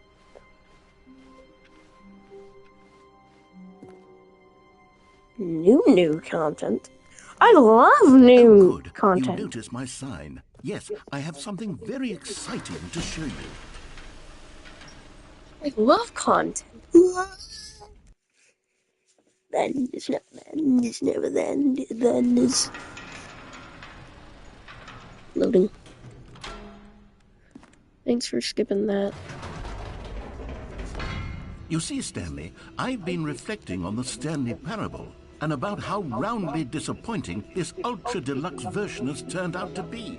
The original Stanley Parable was a landmark, and any new content for it should live up to that legacy. So forget this ultra deluxe nonsense. I say we take it one step even further. Which is why I'm very proud to announce for the first time ever, the Stanley Parable 2. I would actually love the second game. New Yes, you mug. see? Isn't this far superior to a measly port with a few minor additions? Think of all the new territory we'll cover with a fully fledged sequel. An entirely new experience, built from the ground up. Why, there are so many possibilities. It could go in so many different directions. This is what fans have truly been asking for. The end is never the end. Again. 427.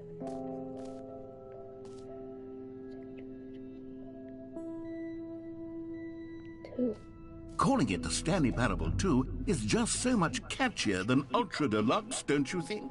Ultra Deluxe? What does it even mean? But the Stanley Parable 2, now that's an artistic statement right there. It's future-oriented. It screams progress and innovation and long-term franchising potential.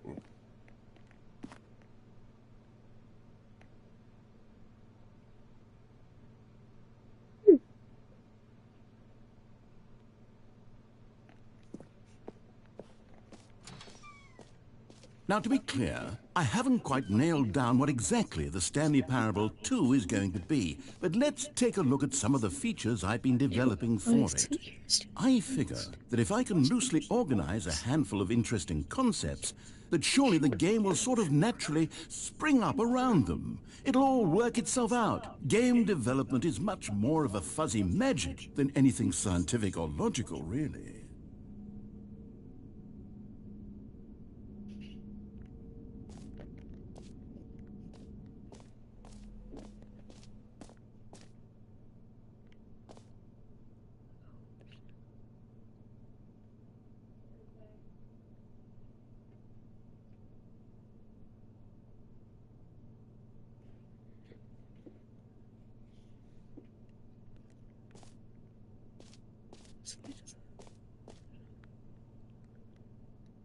New content. I love new content.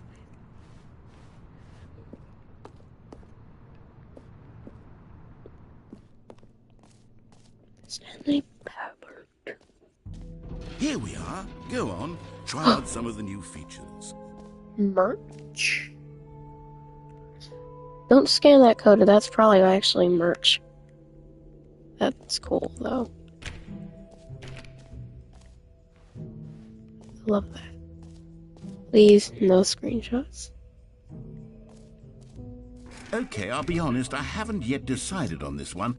I think that in the new version, the office could use a bit of decoration, like balloons. But I'm undecided on Get Well Someday and Happy 12th Birthday. Which would you go with? Get well someday. You know, sometimes when you solicit another But person's opinion, it makes you realize that you knew which one you actually really wanted all along. yeah, I actually Get Well didn't. Someday it is. Yeah, that's why I picked that one. Get well someday. Or actually, maybe I should have gone with... No, I've made my decision. We're moving on.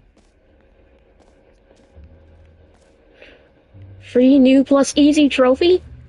I love trophies and achievements.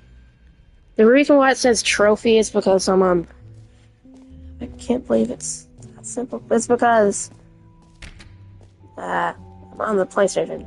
Free trophy. Get yours right now. Pull the lever. Receive your new trophy. No more steps. It just works. Get yours right now. Now, here's something special. You remember that broken test trophy that got left in the game on accident? Well, I'm developing a technology to simply give you the trophy. Yes, you see, you'll come to this lever, and when you pull it, the trophy will be given to you. It's as simple as that. Okay, perhaps I should have clarified.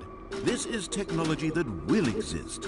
Right now, the trophy is still fully broken. I'm not a wizard, Stanley, but I guarantee it will be fixed in the sequel to at last satisfy the hordes of ravenous fans all over the world who have been uproariously demanding this feature. Gamers, we hear you, and I promise it will happen. I need it.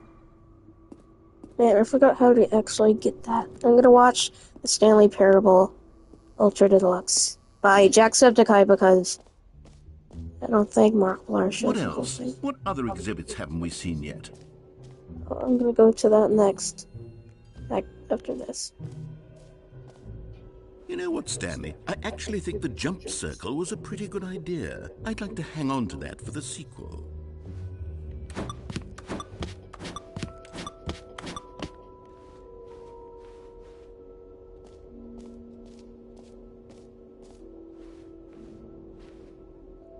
This map. Free trophy. Settings World Champion.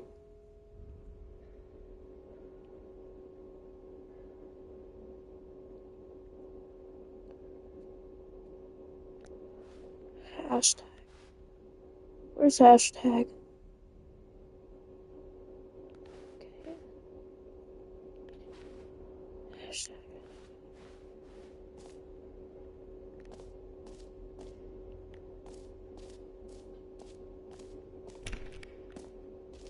Where's the hashtag? You know what?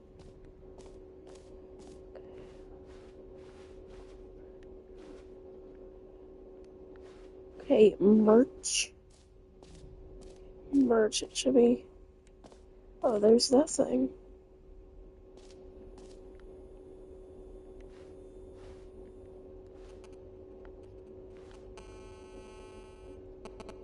Oh my gosh.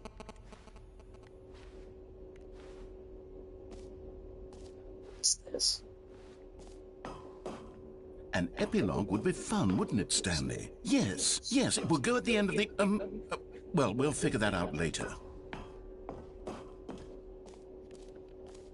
Where do I find the thing? Infinite settings for World Champion.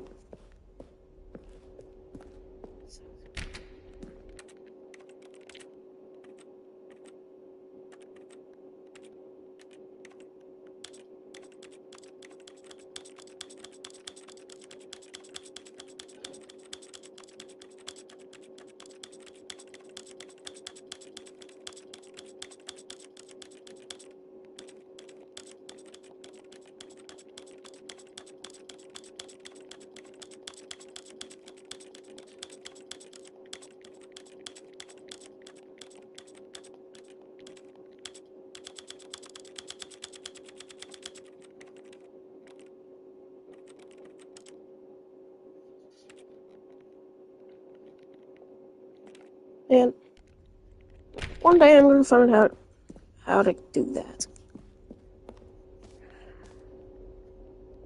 That's new. What's this? Infinite Hall, free trophy, collectibles. I do like the Infinite Hall, but I'm gonna do this first. Ah, collectibles.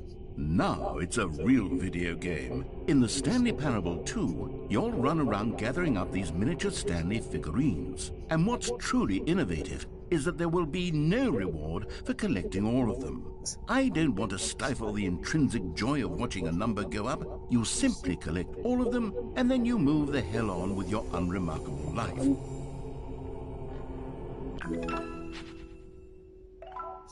106.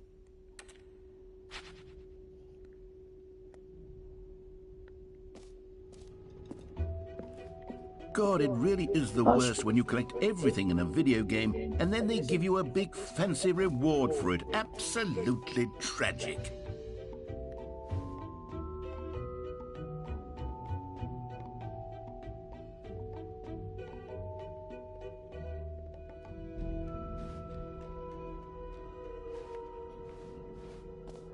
I do want to see. Oh, there it is. Hear your name in the game.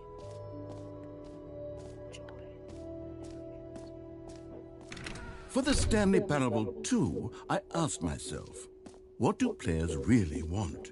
And of course, the first and most obvious answer is that they want to be individually recognized and validated as people. So with that in mind, my first addition to the game is this button which speaks the name of the person playing the game. Isn't that wonderful?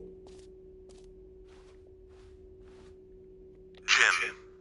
Sorry, I should have clarified. Right now, the button only says the name Jim. But of course, in the final game, this button will say your name, whatever name that is. Here, let's have you role-play as Jim to really simulate the full experience of this feature. Just play along. I promise you'll love it.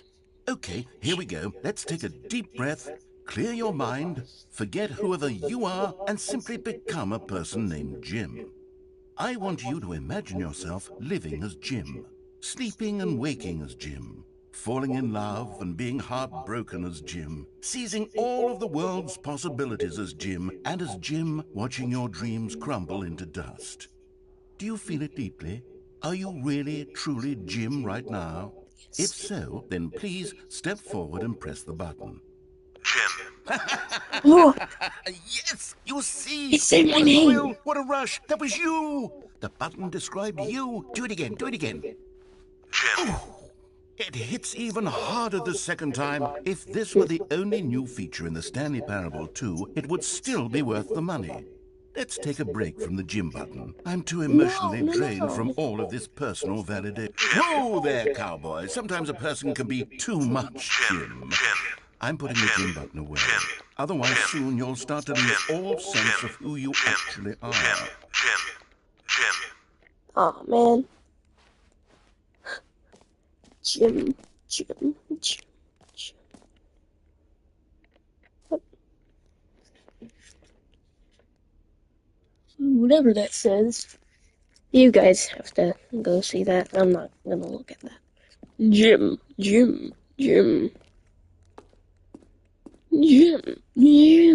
gym. Did it change? I suppose I could allow only people named Jim to play the Stanley Parable 2. That would actually save me the work of finishing this feature. Did it? It didn't change that. What about the map?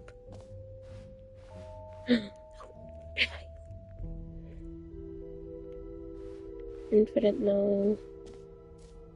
Next thing? We'll do that last. Gym. Collectible. Down circle. Free trophy. Merch. Settings. World champion. Can't do that.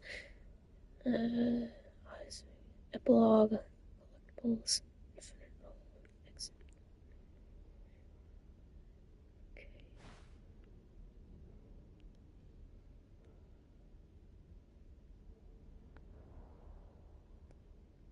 Okay.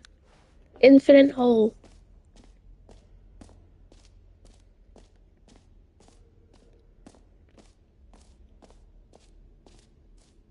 Is that the epilogue? Oh, no, it's not.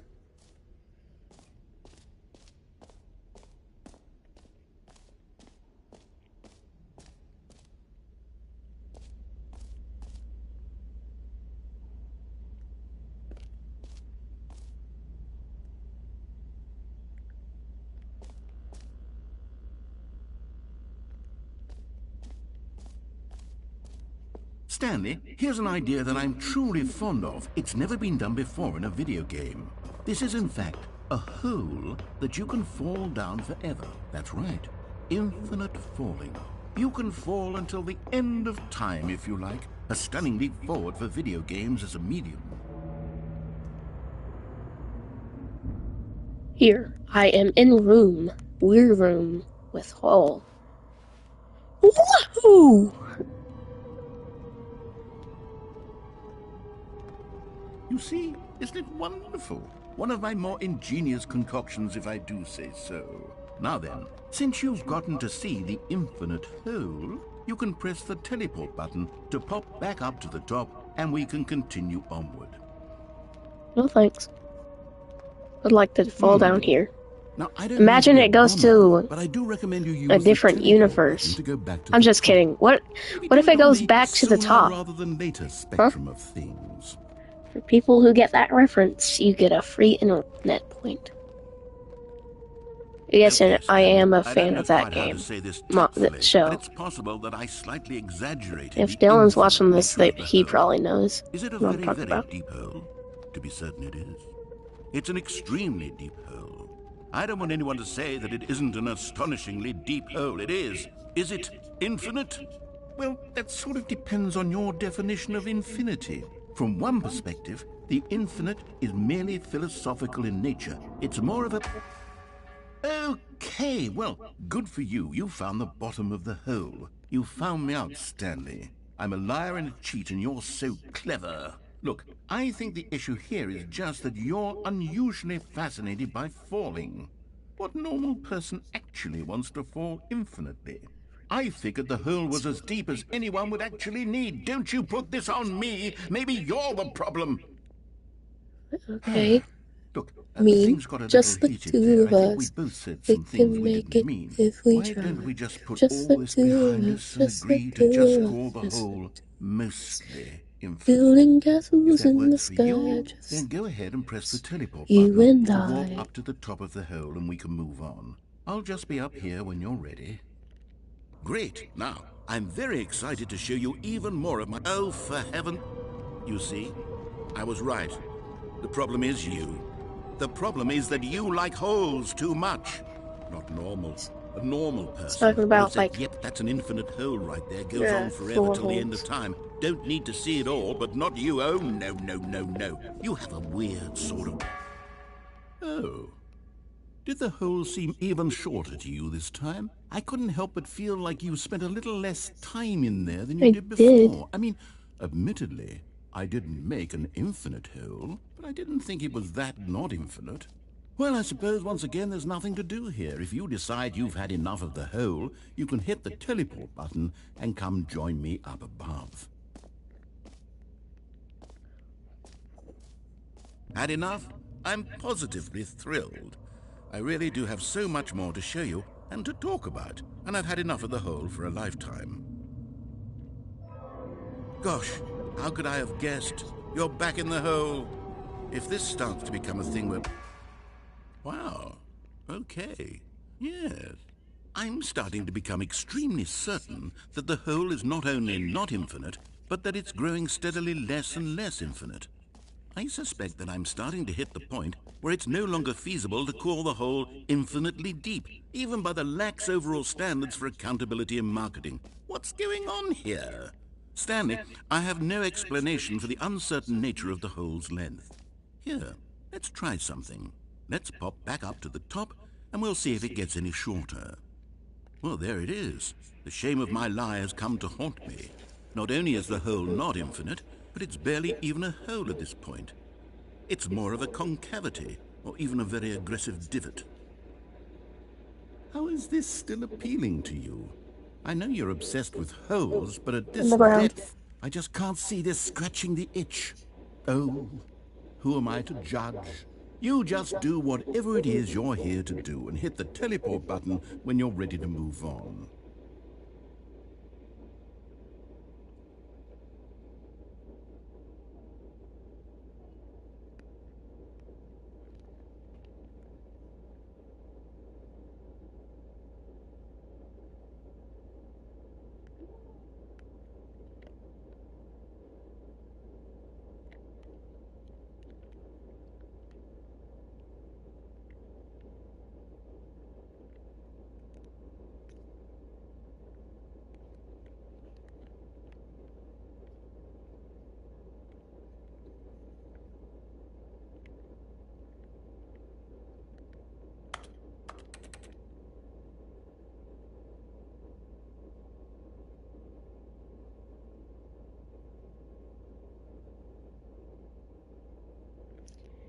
Shouldn't something be happening right here?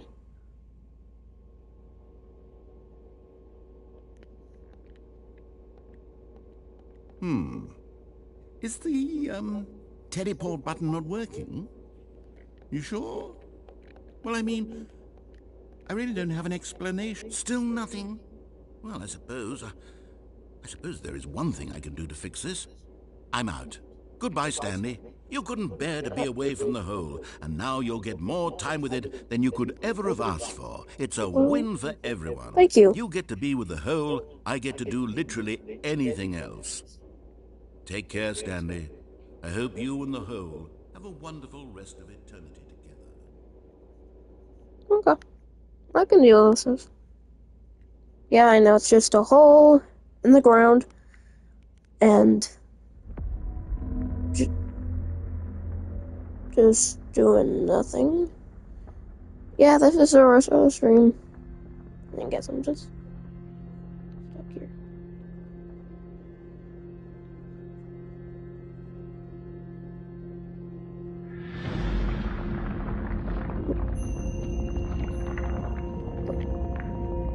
You shouldn't be moving. Help. Narrator, please. I don't want to be in here, please. I'm just getting my lungs. This is the most thrilling thing of my life.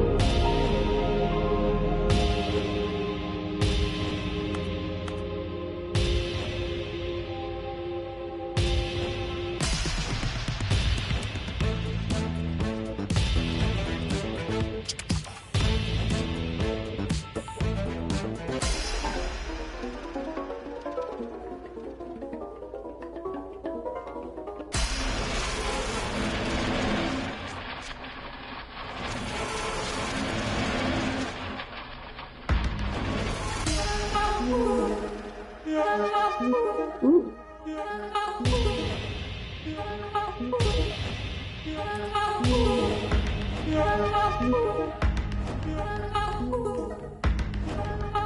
I like it.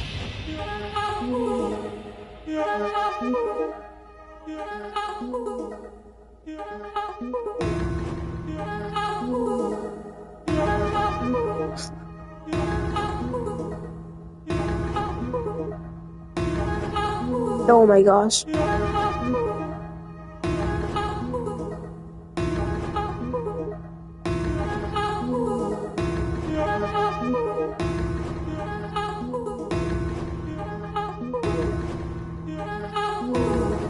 Like that.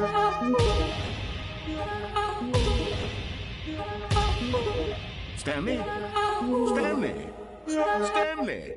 Oh, good, you're awake. It seems you had sort of dozed off there, Oh, man. drifting away into dreamland. Can I go back? But we can't have that, Stanley, because this hole is just so darn fascinating that I want you to be wide awake for every second of it. You don't want to miss a single moment.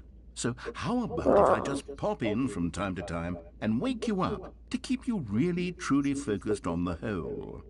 From the looks of things, you and I will have many, many years here in this hole, and I'm looking forward to all of them. Stay alert, Stanley. I'll be back. Toodle-pip. Oh, man. Let me up. Yes. Let's go. Come on. Take me down. Oh, man. I liked that ending. Here we are. Go on. Try out some of the new features. Let me see. Okay, I want to see what the stuff I've done. I think there's one more thing. Jump circle this map. Free trophy. Block. Okay. Time for the bucket. Whatever that is. This is one of my favorite things in this. Property of Stanley. This is mine.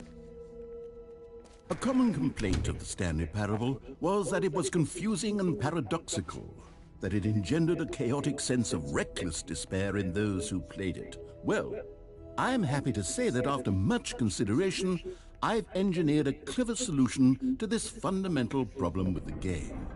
It's the Stanley Parable Reassurance Bucket. You see, Stanley, anytime you're holding the bucket, a sense of calm and ease will fill your mind and your heart. It's true. As long as you hold on to the bucket, the many disorienting contradictions of the Stanley Parable will feel perfectly normal and perhaps even comforting.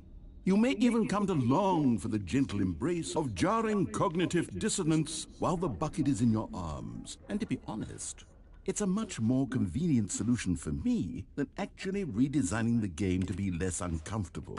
Can you imagine what a pain in the ass that would be? But yes, the bucket is the perfect solution. Can Come on, I have it? try.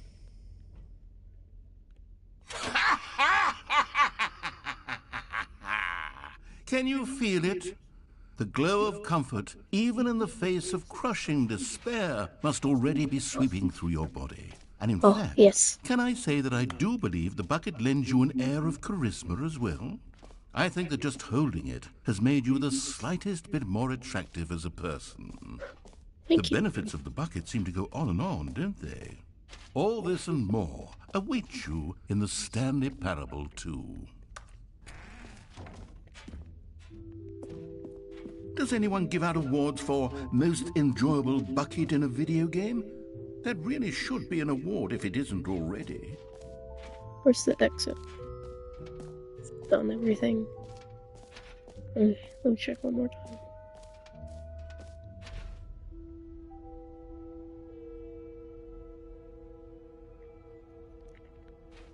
Yeah, done everything.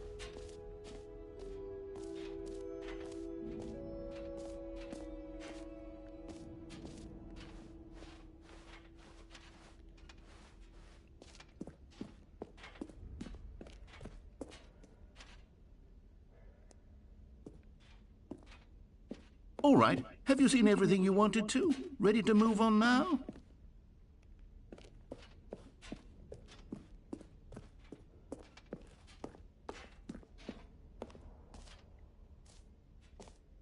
So, Stanley, what do you think?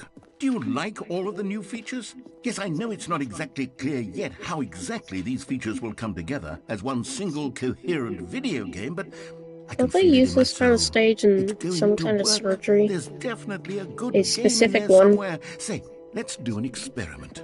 I'll arrange these new features together, and we'll see whether or not it coheres into a meaningful gameplay experience. Okay, are you ready? Here it is. I give you the Stanley Parable 2.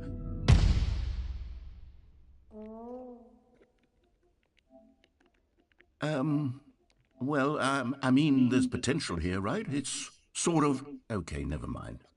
Hold on. Let me do a different arrangement. Okay, yes. Yes, this is much better. I feel good about this. Here we go. Version What is this game? 2. The Stanley Parable Ultra Deluxe. Who am I kidding, Stanley?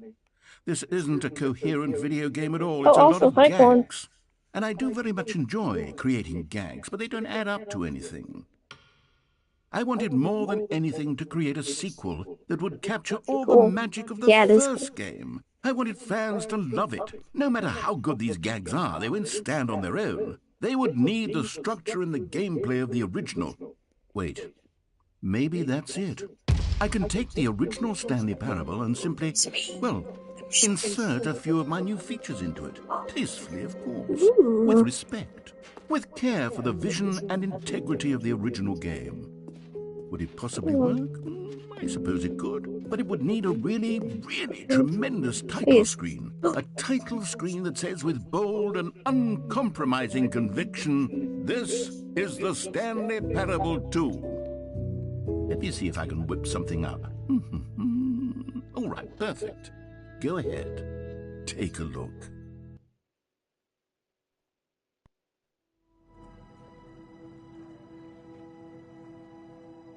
Whoa.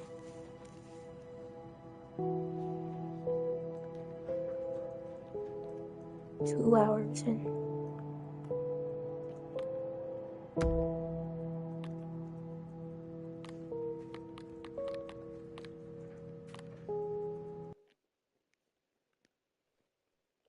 Hi, whoever you This are. is the story of a man named Stanley.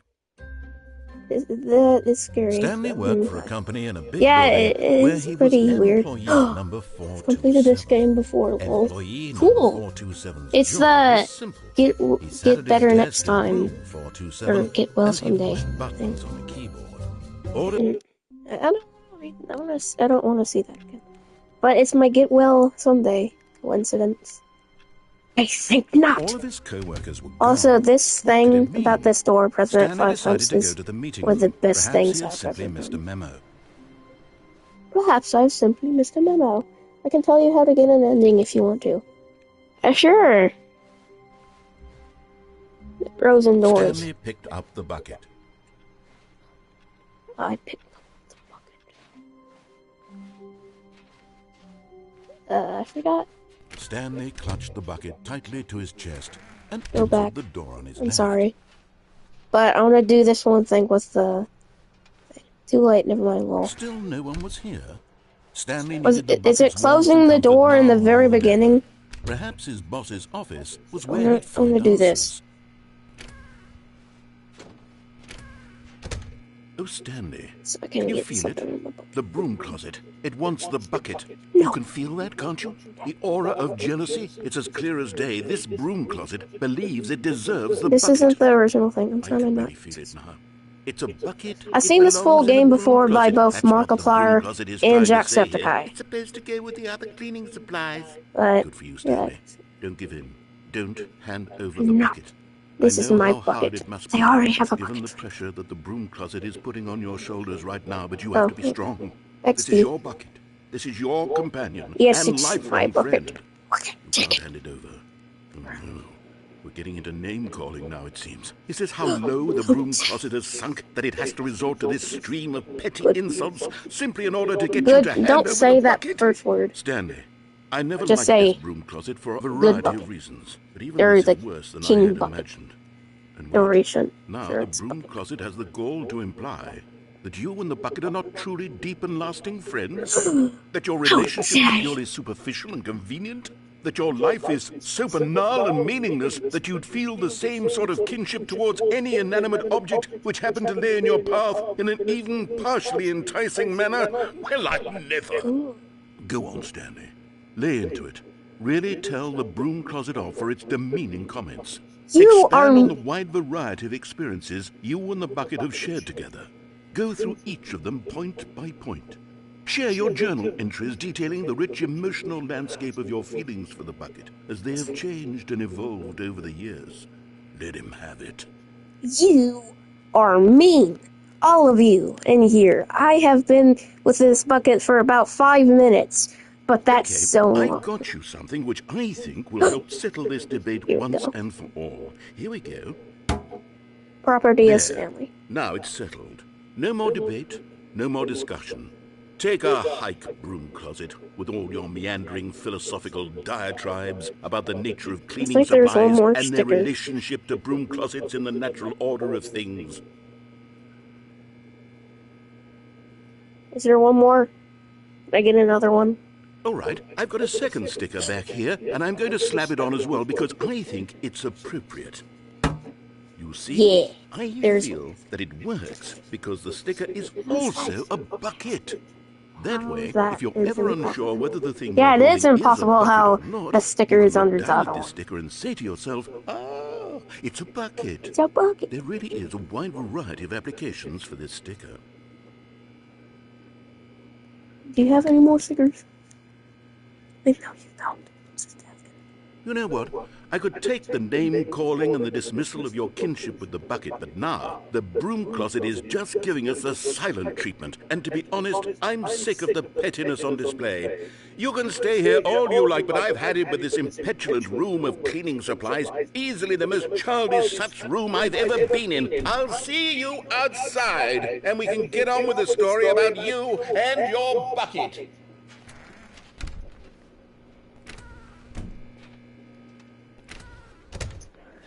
Okay.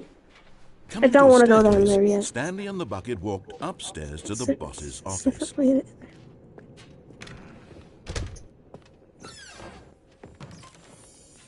I've got the feeling money's for stealing, but not yours, of course. Say, that's a lovely purse. I'll take that. Thank you very much. One of the miniature Stanley figurines. Remember, no reward for collecting Stanley all of Reens. these, only the intrinsic pleasure of a job well done. You can't buy that sort of happiness, Stanley. God knows I've tried. So, I implore you to savor each and every moment you come across one of these beautiful figurines. Oh, thank you. That is worthless wool. Yes, it is. It is a wool. I mean, corn. Stepping into Aw, his man. manager's office, Stanley was once again stunned to discover not an indication of any human life. Crushed by the weight of this revelation, Stanley may have broken down into an emotional dumpster fire, if not for the soothing presence of the bucket.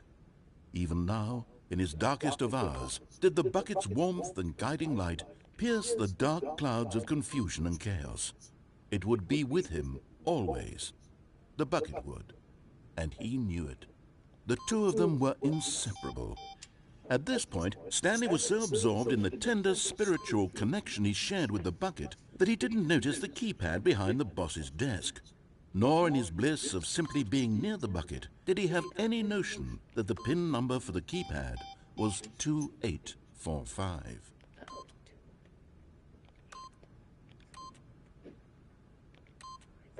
But Stanley guessed the correct code by sheer luck. Was it that the bucket knew all along?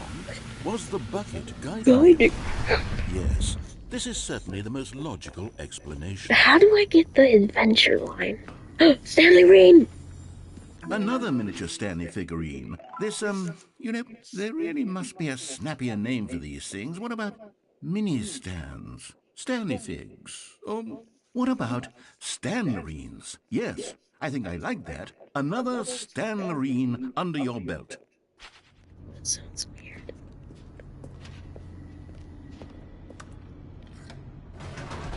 I got the best ending for this bucket.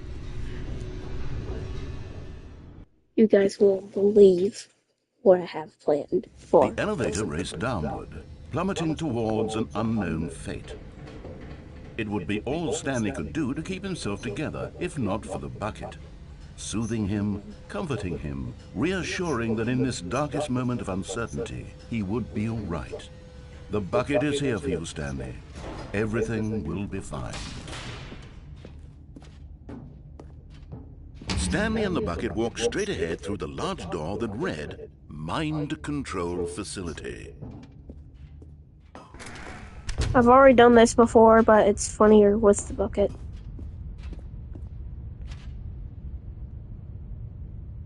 But just as Stanley was about to proceed further into the mind control facility, he tripped and fell over the railing and into the dark void below.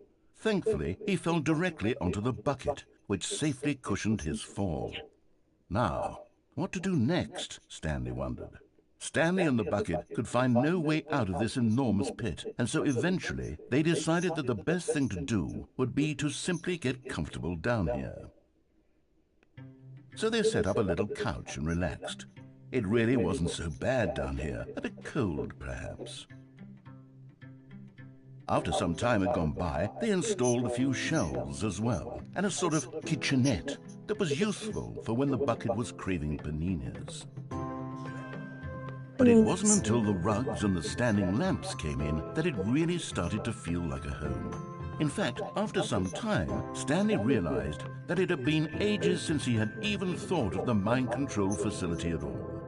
He'd never gotten to fully explore what was up there, never been able to unearth the many mysteries of the mind control facility. This lack of closure began to eat at him. Soon he was dwelling on his regrets, and the state of their home slowly decayed as Stanley became withdrawn and neglected the cleaning. It unsettled the bucket deeply. Stanley wasn't usually like this. The bucket tried to reach out to him again and again, but to no avail. All Stanley could think about, all he could talk about, was going back, doing it over again, staying on the path. It was a mistake to leave the path. It was a mistake. It was a mistake. I need to do what the narrator says. I need to see the true ending. This made no sense at all to the bucket, which was simply trying to live its life down here as comfortably as possible. Yet Stanley was inconsolable. This isn't an ending. This is just a hole in the ground. The bucket sighed. True, it wasn't an ending. But it's where we happen to be. And maybe, possibly, if we accept the reality of things, maybe this will become an ending eventually. It's what the bucket was counting on. The two of them waited for a very long time. Oh, there it is.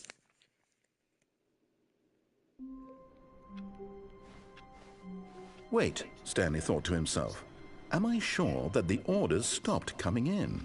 How is that possible? They never stopped. Surely I was mistaken. No, the orders were still missing. For now.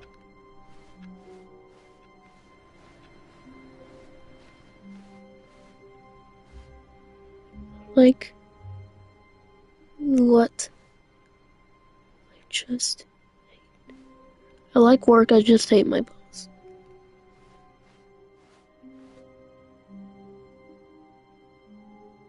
I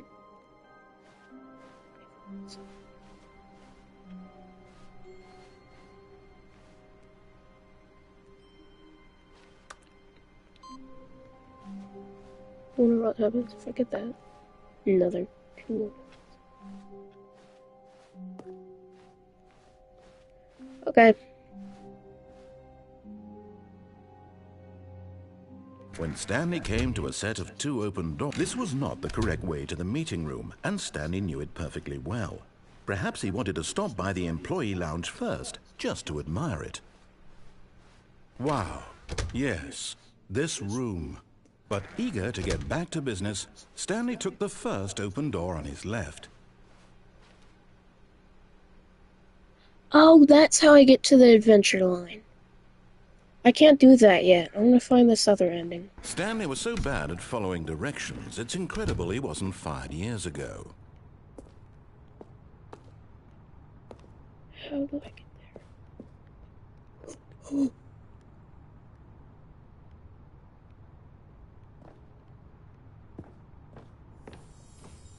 Okay, I'm going back to the name of these little Stanley figurines, and now I'm torn between Stanlerines and Figlies. What do you think, Stanley? Figlies. What name better encapsulates the intrinsic sense of happiness that you get from seeing a small number in the corner of your screen go up by 1? Let me sit on it. I'm sure it will come to me.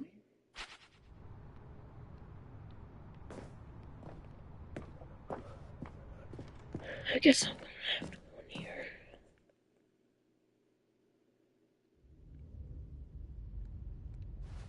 Oh.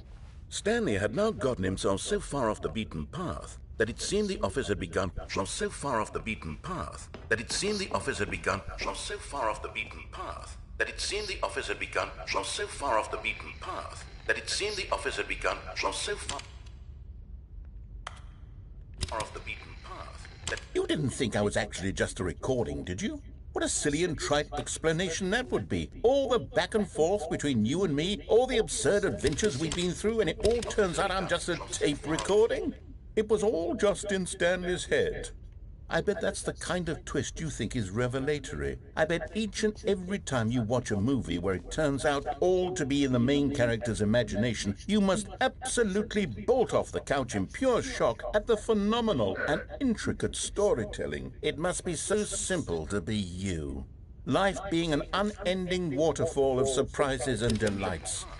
How much more exciting you must find the world than the rest of us do. Now I've become sad. Look what you've done to me. This is all your fault. I didn't mean to get that ending. Dang it. No. Stanley knew the office layout like the back of his hand. It was only a matter of time before he found the others, wherever they were. Just a matter of time. Okay. I gotta find that other thing.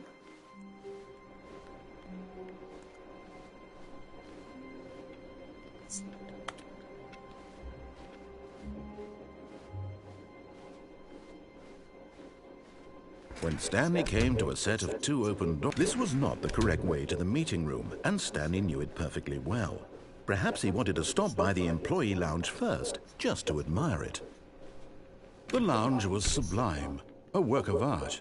What was it about this room that called so deeply and so personally to Stanley? But eager to get back to business, Stanley took the first open door on his left.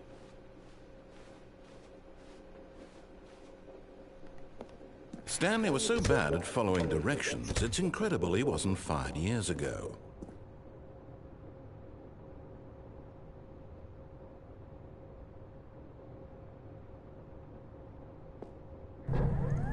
Look, Stanley, I think perhaps we've gotten off on the wrong foot here. I'm not your enemy, really, I'm not. I realize that investing your trust in someone else can be difficult, but the fact is that the story has been about nothing but you all this time. There's someone you've been neglecting, Stanley. Someone you've forgotten about. What? Really? I was in the middle of something. Do you have zero consideration for others? Are you that convinced that I want something bad to happen to you? Why, I don't know how to convince you of this, Well, but I really do want to didn't help wanna you, to make show me you feel something bad. beautiful. Look, let me prove it. Let me prove that I'm on your side. Give me a chance.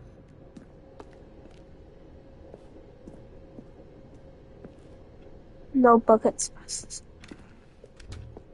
Now listen carefully, this is important. Stanley walked through the red door.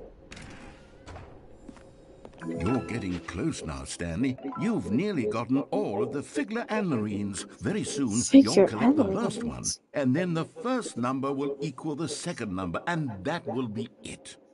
We'll be different people by then. Different in the sense that we used to have none of them. And now we have them all. You can't go back to when you had no Figler Anmarines. None of us Figure can. Anmarine.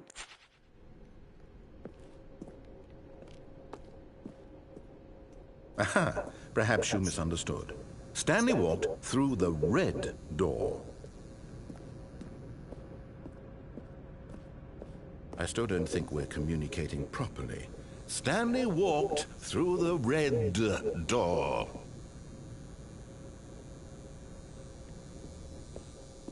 Oh, thank God you are willing to listen to me. Do you see that I really have wanted you to be happy all this time? The problem is all these choices. The two of us always trying to get somewhere that isn't here. Running and running and running, just the way you're doing right now. Don't you see that it's killing us, Stanley? I wanted to stop. We would both be so much happier if we just stopped. And I think I have a solution. Here, let me show you.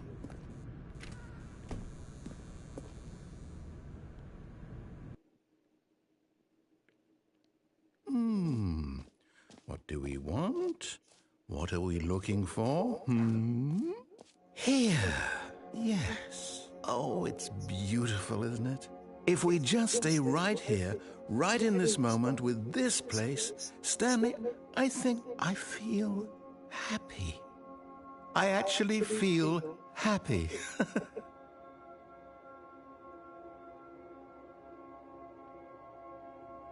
What's down here? No, wait. Where are you going? Oh, no. Stay away from those stairs. If you hurt yourself, if you die, the game will reset. We'll lose all of this. I cannot hurt this guy. I'm not gonna be mean to him. I'm going. Good, good. We can't be too safe. Promise me you won't go back there. Just stay here.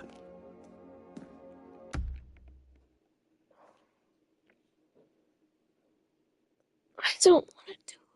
I don't want to just stay there, and I don't want to do that. The other possibility. I forgot what's in Stanley there. had never seen the office this brightly lit. Was it a sign of something? He hoped it was. He hoped very much that it was. Well, at least I didn't have to make him sad. Probably. Hopefully.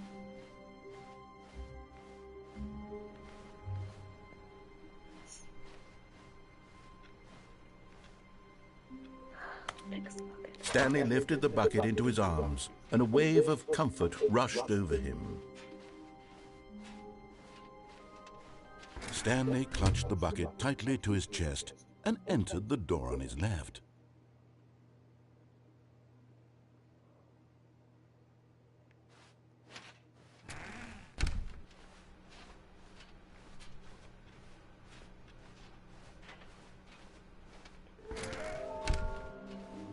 There's.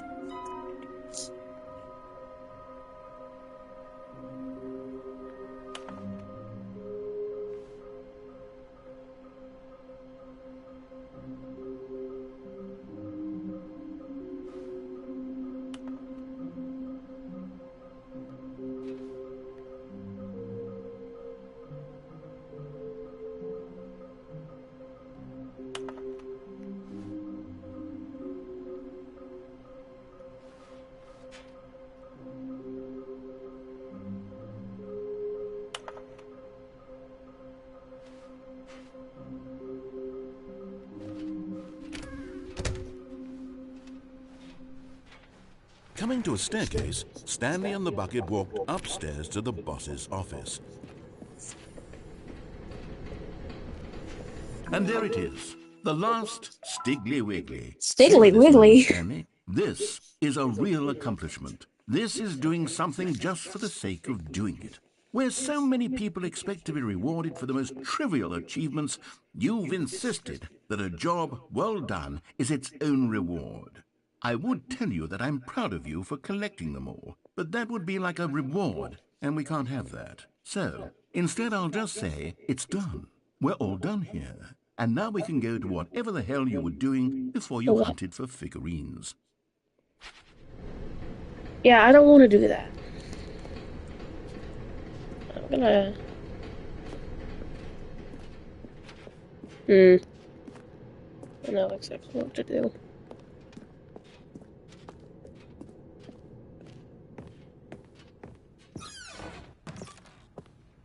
I've got the feeling when I go.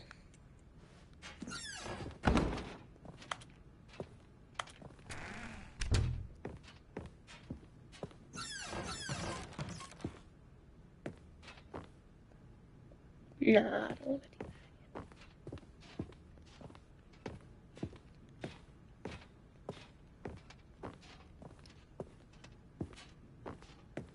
that. Stepping in.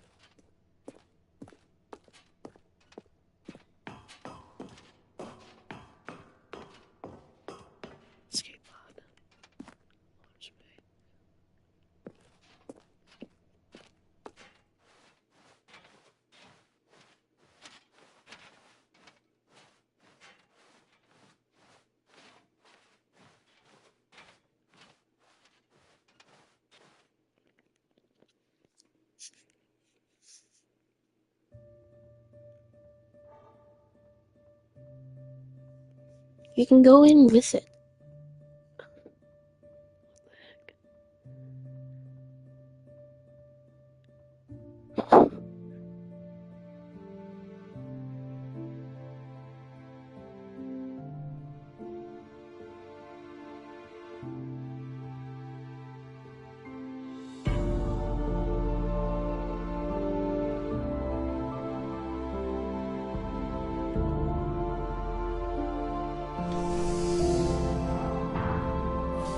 Bye, my bucket.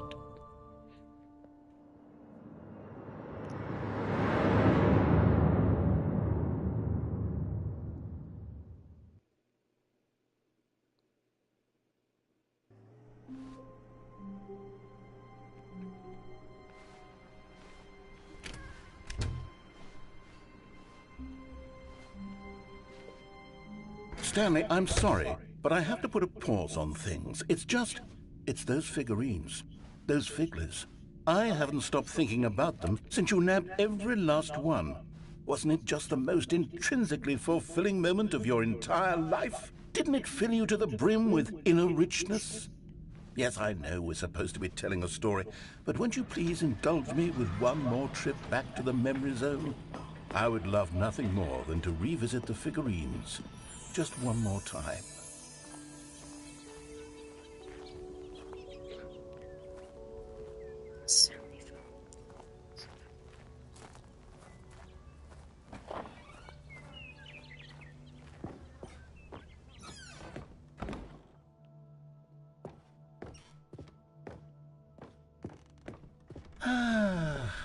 Here's where it all began. The first collectible. Back then, we had no idea of how many of them we'd find. Sure, it said 6 right there on the screen, but how could we know for certain? We were so innocent. We'll never be like that again, Stanley. 7 out of 6.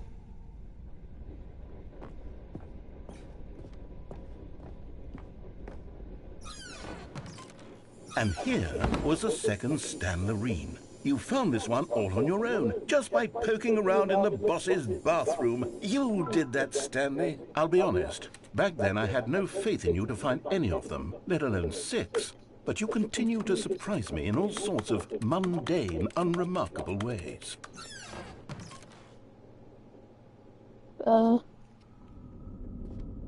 Okay, let's do a little quiz. Which of these rooms was the room you found your third mini Stan? Can you remember?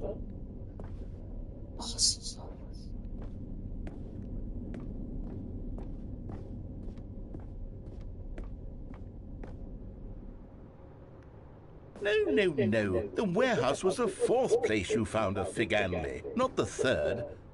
Well, I guess perhaps I shouldn't be surprised. Memories like these are so precious and so cherished that they all just sort of blend together, don't they? Yeah, I thought You know it was the If the 3rd one. warehouse feels like the 3rd place you found a collectible, then who am I to go making judgments?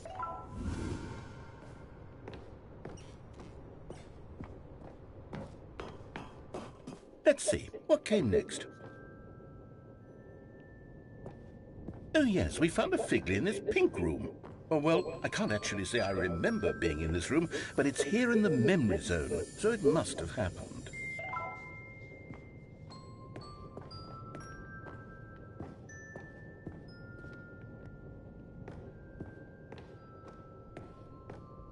This was the 5th mini Stan, and this one was really something special. It was by the red and blue doors. I remember it so clearly. This was the In last fact, one. because this one is particularly special to me, I made a little video to commemorate the occasion. Enjoy.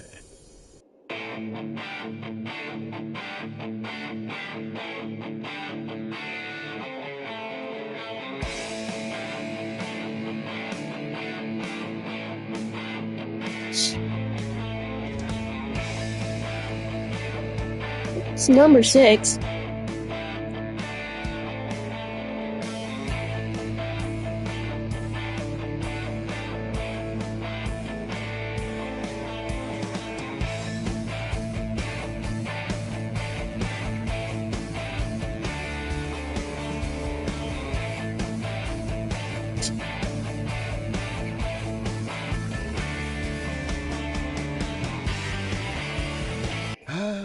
Takes you back, doesn't it? I spent a lot of time making that video, but it was 8 minutes I wouldn't have spent on anything else.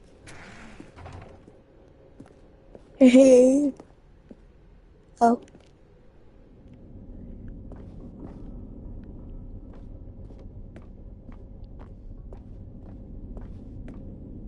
Oh no, you're right. It was the fifth one. And then, Stanley, then we came to the last collectible, the final figurine. Right here, under the stairs. This memory is the most distinct and clear in my mind, perhaps because it was the one that happened more recently than all the others. Who can truly say how the mind works?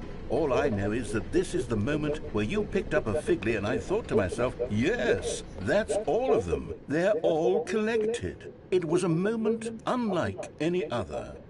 Except for the other moments picking up figurines, which it was exactly like.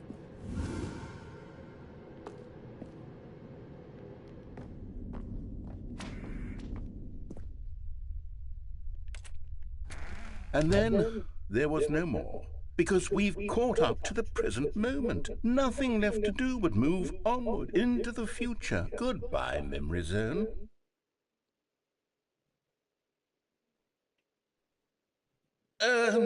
No, I'm not done. I'm not ready to move on. Stop the loading screen. Isn't there some way we can stay here, keep enjoying these figurines? Let's just go backwards. We'll do the Memory Zone again from the opposite direction. See how that feels. That's gonna be the thing for this stream. Okay, yes, that spot under the stairs. I remember this. I must say, of all the figurines we looked at in our initial tour of the Memory Zone, this one is the most distinct and clear in my mind. Let's keep going. I want more.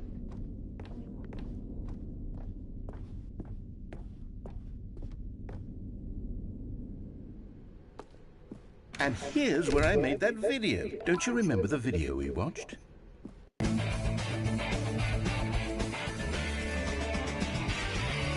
Yes, I love that video.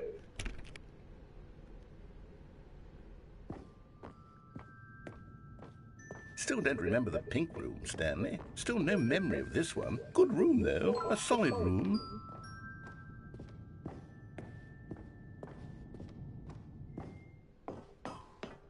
These really were a treat to hunt down. You know, if there had been any kind of reward for finding all of these, it really would have neutered the intrinsic joy of collecting them. I'm very glad we resisted the temptation.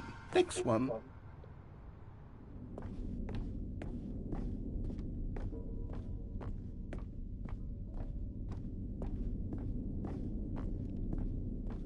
Man, just if I picked the post office.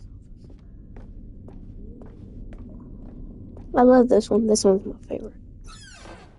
This was our second Figley. Don't you remember? Yes, I remember it too. The past is truly a wonderful thing. Why does anyone ever choose to leave it? Keep going. This is it. The very first one we found in the exhibit where I introduced you to the figurines. Oh, I want more memories, Stanley. I want to keep going. What else is there? What came before this?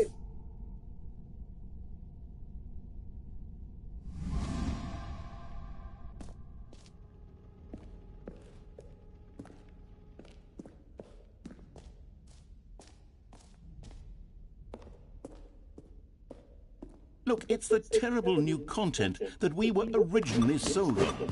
I remember hating it back then, but time does put a rosy filter on everything. In fact, I dare say I'm actually quite fond of it now. Look how much fun the past is. I want more. More memories. Oh, yes, the two doors. Who could have forgotten that? A classic memory, this one.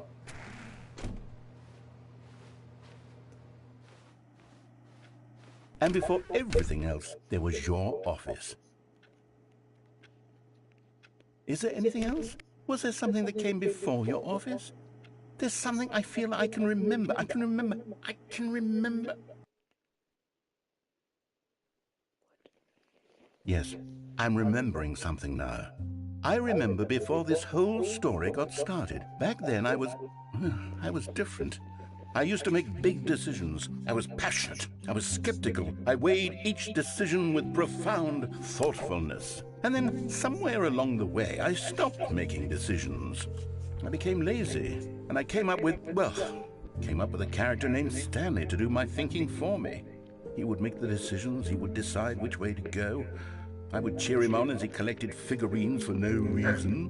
Why did I invent Stanley? Was I lonely? Yes, perhaps that's it. Perhaps I needed to imagine I had companionship. And Stanley really did make for a wonderful companion, even if he was a fiction. But I suppose it's grown old. I want to think for myself again. I want to go back to how it used to be. Yes, I can be on my own again. I can do it. I'll be stronger this time. I'll take care of myself. I don't need Stanley anymore. Oh, but he truly was so much fun to play with. You know what? Since we're in the memory zone, how about one more good memory? Let's go back just once and give Stanley one more run of the office, and then I'll retire him for good. I did enjoy telling his story so very much. Okay, here we go. This is the story of a man named Stanley.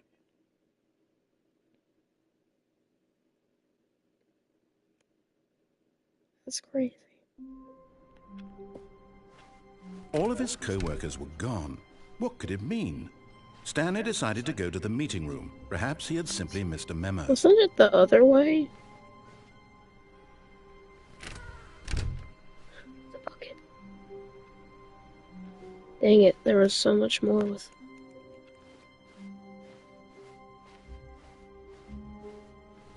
When Stanley came to a set of 2 open doors, he entered the door on his left.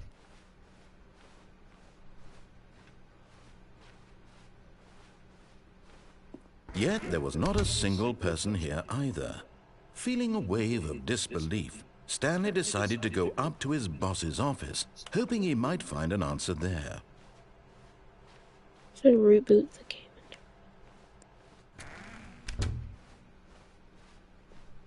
Coming to a staircase, Stanley walked upstairs to his boss's office.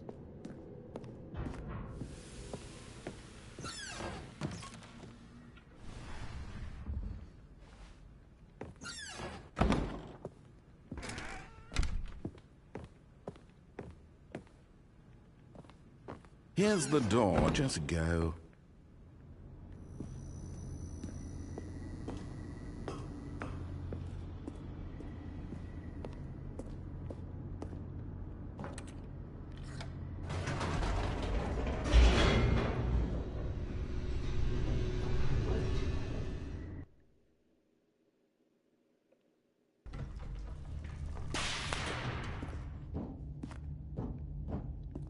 Stanley walked straight ahead through the large door that read Mind Control Facility.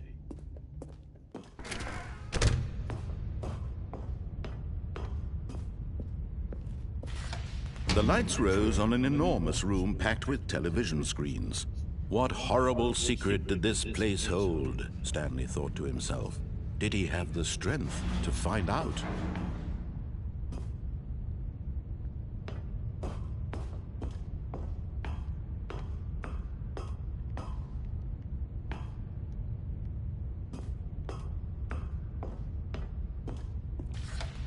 Now the monitors jumped to life, their true nature revealed. Each bore the number of an employee in the building, Stanley's co-workers. The lives of so many individuals reduced to images on a screen, and Stanley, one of them, eternally monitored in this place where freedom meant nothing. This mind control facility, it was too horrible to believe. It couldn't be true. Had Stanley really been under someone's control all this time? Was this the only reason he was happy with his boring job? That his emotions had been manipulated to accept it blindly?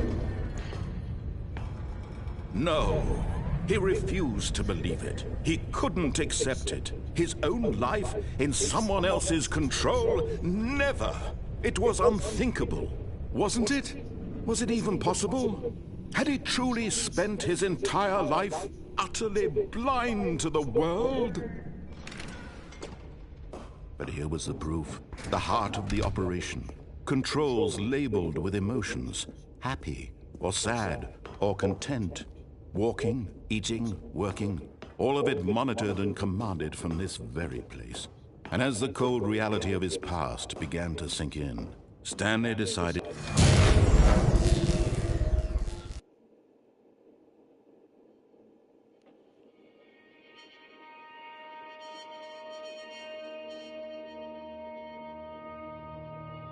blackness, and a rising chill of uncertainty.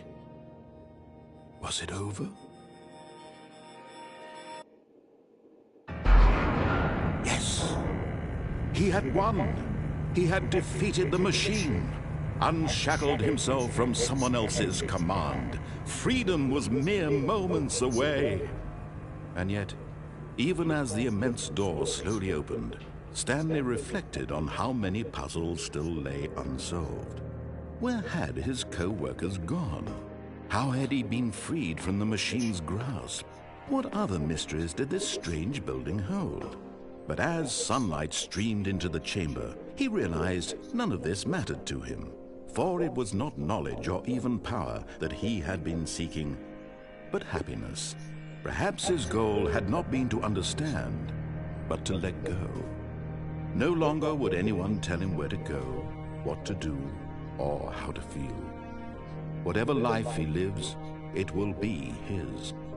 And that was all he needed to know. It was perhaps the only thing worth knowing. Stanley stepped through the open door. Stanley felt the cool breeze upon his skin, the feeling of liberation, the immense possibility of the new path before him. This was exactly the way, right now, that things were meant to happen. And Stanley was happy.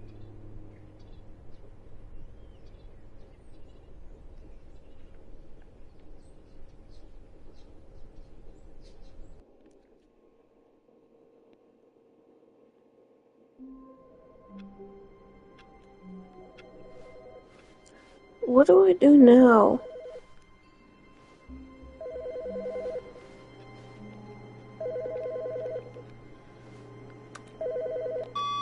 Hello. This is a recorded message scheduled either by you or a person in your place of work. The purpose of this message is to warn you about the dangers of recorded messages.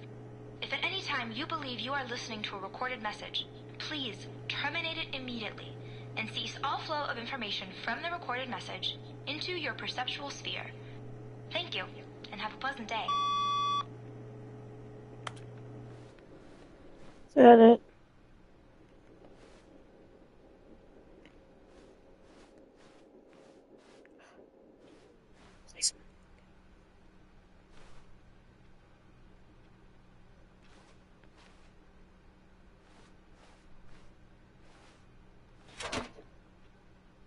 And try not to lose this one too, you dolt.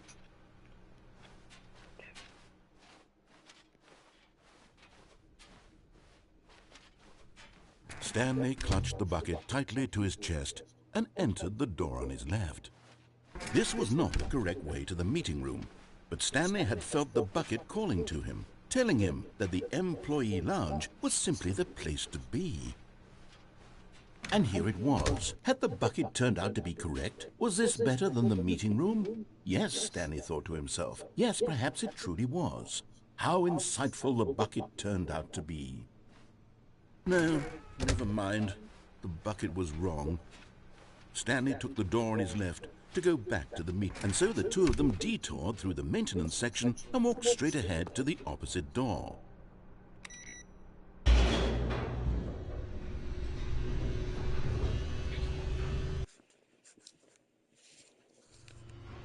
Oh, good, Stanley. I'm glad you found your way here. I knew you'd find this place eventually. The broom closet. You see, your friends and I are concerned for you, Stanley. We've come together here because we care about you very much.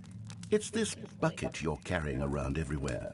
The bucket isn't even from the original Stanley Parable. It's just sequel content. We're How the do ones I that find matter, that Stanley. baby thing? Classic characters from the first game, like the Adventure Line and the Broom Closet. Because that's what fans want from a sequel. They want more of their favorite jokes, not this bucket that they've never seen before. Yes, I know I'm the one who gave you the bucket, but you're spending too much time with it. Don't you want another story involving the Adventure Line? We could make the Adventure Line go somewhere new. Yes, yes, that's what the fans want. Let's do it. Whee! Look at that wacky line. Who knows where it'll go off to next? Oh, and it played some silly music as well.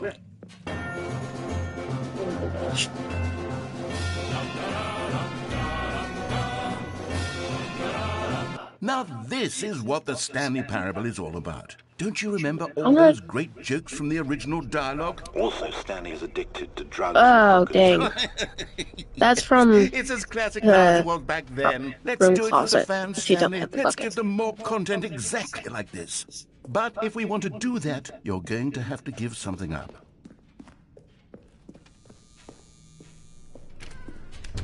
Don't you get it, Stanley? We need to get rid of the bucket. That's why I'm very proud to introduce a brand new character. This is the Bucket Destroyer. I think it'll make a wonderful new addition to the rich lore of the Stanley Parable. True, it also was not in the original game, but it's such a well-fleshed-out character with so much personality that to me it already feels as though it's been part of the cast all along. Don't you agree? Can you guess what the Bucket Destroyer does? Surely you don't need me to spell it out for you. Go ahead now, Stanley. Say goodbye to the bucket, and then pop it into the machine when you're ready.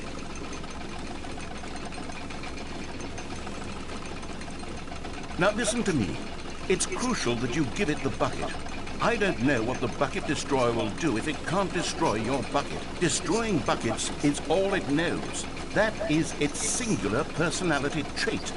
Sure, I can hear you saying, how does a character with only one personality trait deserve to join the pantheon of beloved Stanley Parable characters? Well, you see, if you were to really explore the Bucket Destroyer, you would see that its desire to crush buckets is so densely loaded with complexity and nuance that it's really like 10 personality traits. What other object in this game can you even say that about? The Broom Closet? Certainly not. I wonder what sort of Bucket Destroyer merchandise the fans will be clamoring for after this. Okay, the Bucket Destroyer is getting very upset now. You'll have to hurry and feed it. We can't get back to the classic Stanley Parable characters like the Adventure Line or the Bucket Destroyer until you crush that damn bucket. Quickly now, the fans are waiting. Do it, the fans, Stanley. Give the fans what they want. Hurry and...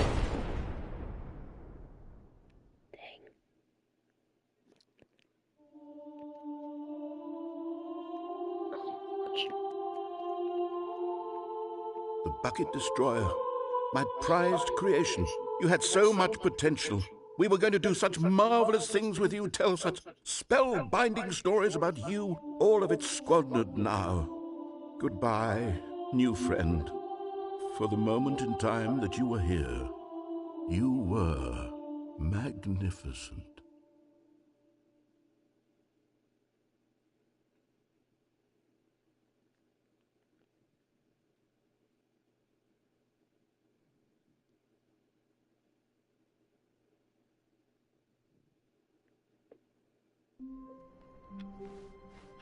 All of his co-workers were gone. What could it mean? Stanley decided to go to the meeting room. Perhaps he had simply missed a memo. Come on. Dang it. I want to go back to that thing, but this time...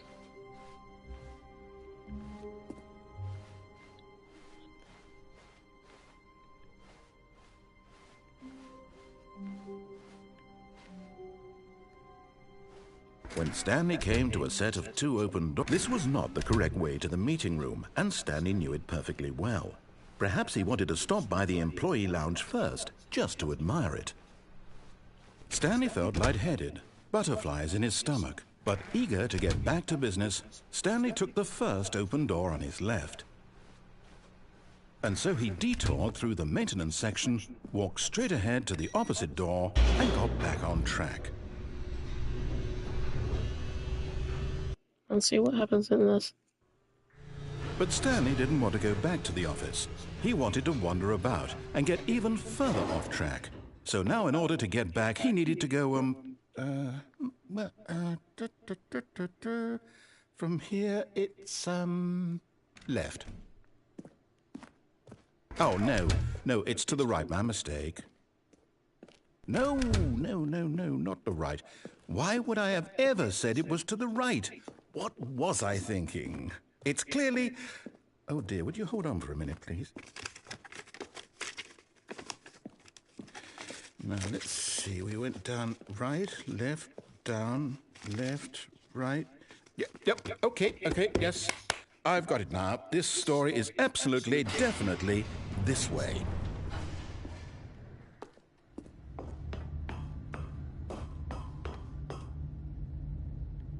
No.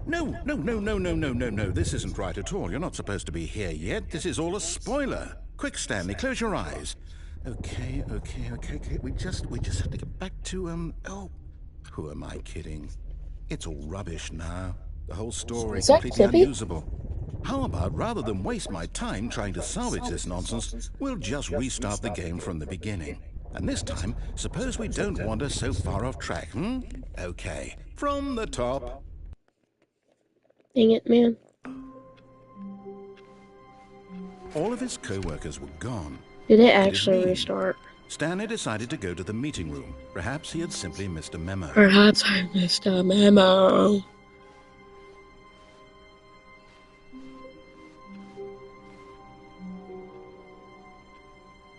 Where's the bucket? It's weird.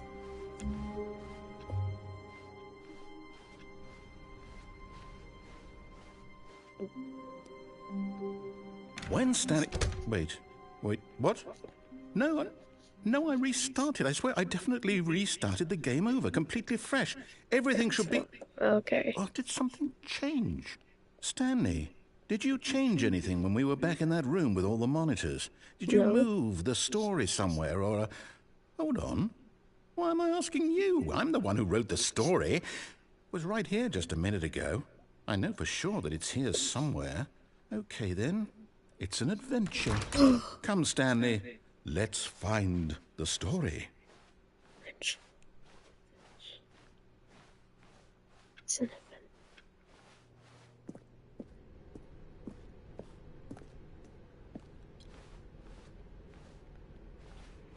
Do they all just lead to the same place?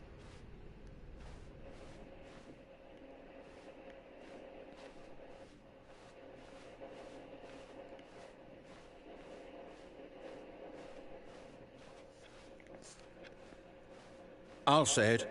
This is the worst adventure I've ever been on. I can promise you there definitely was a story here before. Do we need to restart the game again? Well, I find it unlikely that we'll ever progress by starting over and over again, but it's got to be better than this. Okay, let's give it a shot. Why not? Okay, weird. All of his co-workers were gone. What could it mean? Fine. Stanley decided to go to the meeting room. Perhaps he had simply missed a memo. Perhaps I missed a memo.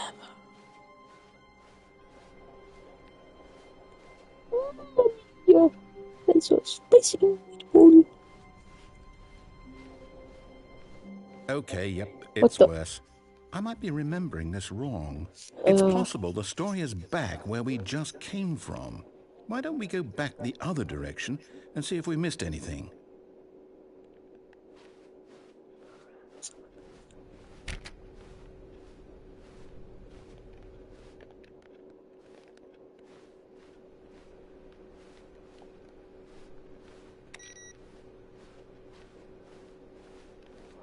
Aha! I knew we'd missed something. The story. Here it comes. No, wait, never mind. Not the story. Okay, let's head back the other way and retrace our steps. What? Now this... Well, I'll be honest, I don't recognize this place at all. Is this the story? I don't think so. Oh I can't quite recall whether I believe my story took place in an office building. Is that correct? Do you remember, Stanley? Well, do you know what? Since I've completely forgotten what we were supposed to be doing, how about this? You win! Congratulations! I know you put in a lot of hard work, and it really paid off, so good job. Oh, no. No, I don't feel right about this at all. We both know you didn't put in any actual work for that win. Some people win fair and square, and this was not one of those situations.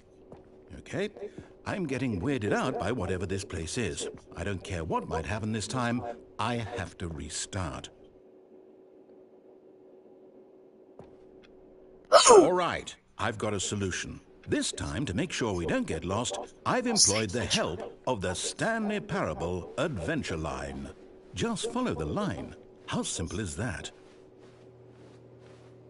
This is how you get the adventure line. That's actually crazy. You see? The line knows where the story is. It's over in this direction. Onward, Stanley, to destiny. Though, here's a thought. Wouldn't wherever we end up be our destination, even if there's no story there? Or to put it another way, is the story of no destination still a story? Simply by the act of moving forward, are we implying a journey such that a destination is inevitably conjured into being via the very manifestation of the nature of life itself? Whoa. Hang on. That got a bit weird back there. Well, I'd like to apologize. Not sure where I was going with all that. You know what? I think what we need right now is a bit of music to lighten the mood.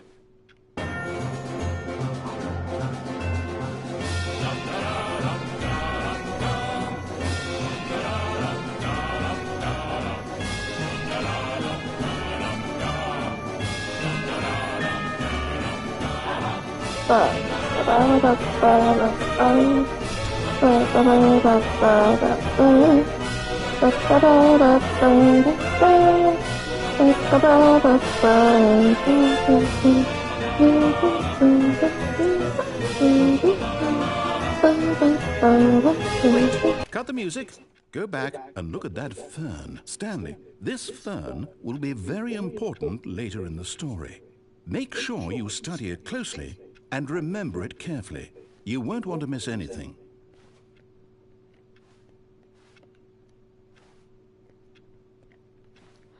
Wait,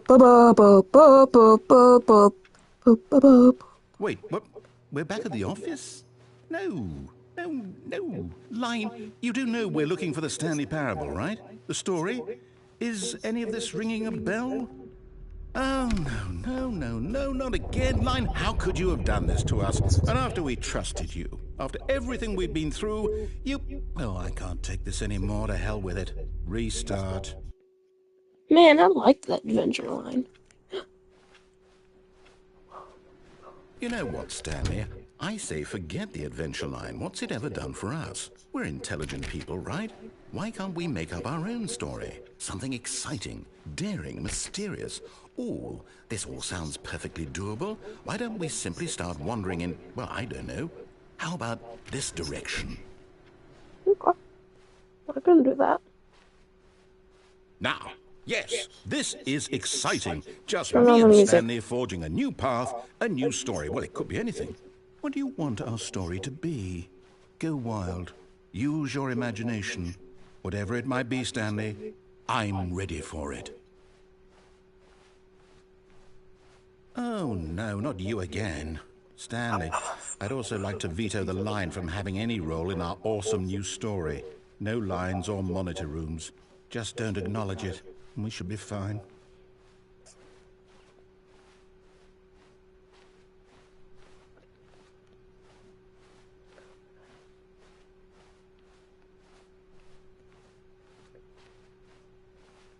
Ah, a choice. We get to make a decision. From here, the story is in our control. How important we mustn't squander the opportunity. In fact, I believe I need a minute to think here. Just walk in circles for a minute. Okay, so I know that each door has to lead somewhere, which means that somewhere, the place where we're trying to go, there must be a reverse door that leads here.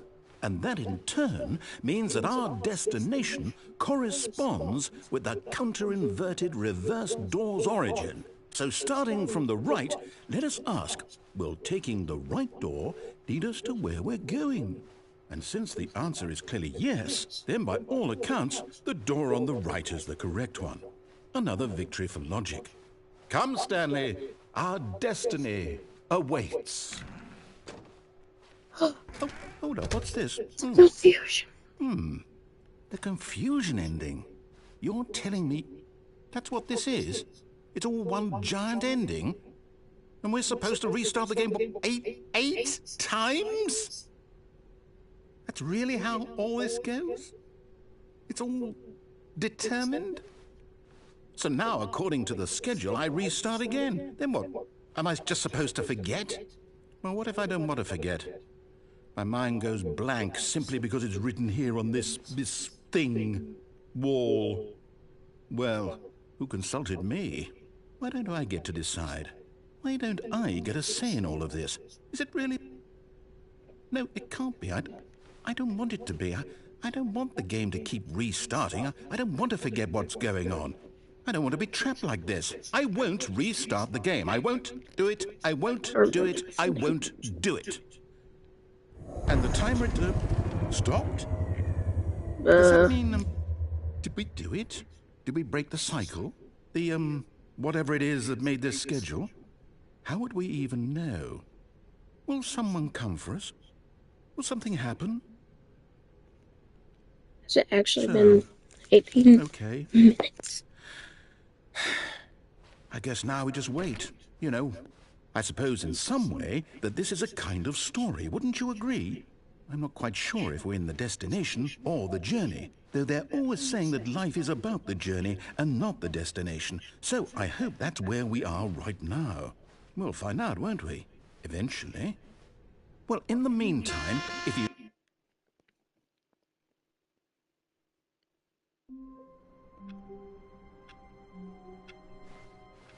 Already this was uncomfortable, and Stanley decided that as soon as he found a new space he felt safe in, that he would never leave it again in his life.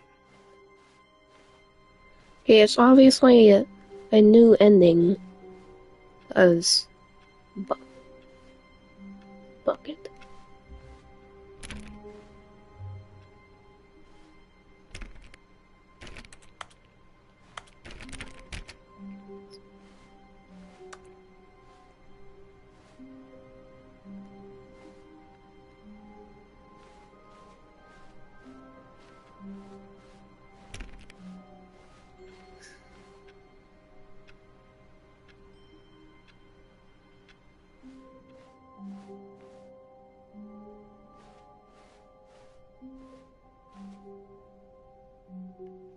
When Stanley came to a set of 2 open doors, this was not the correct way to the meeting room, and Stanley knew it perfectly well.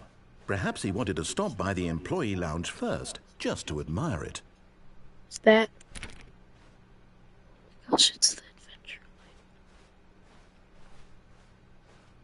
The lounge was grand, majestic, perhaps too majestic. But eager to get back to business, Stanley took the first open door on his left. Stanley was so bad at following directions, it's incredible he wasn't fired years ago. Look, Stanley, I think perhaps we've gotten off on the wrong foot here. I'm not your enemy, really, I'm not. I realize that investing your trust in someone else can be difficult, but the fact is that the story has been about nothing but you all this time. There's someone you've been neglecting, Stanley. Someone you've forgotten about. Please, stop trying to make every decision by yourself. Now, I'm not asking for me, I'm asking for her. This is it, Stanley. Your chance to redeem yourself. To put your work aside. To let her back into your life. She's been waiting. Okay, instead of pulling the plug this time. That's her, Stanley. You need to be the one to do this. To reach out to her. If you can truly place your faith in another, then pick up the phone.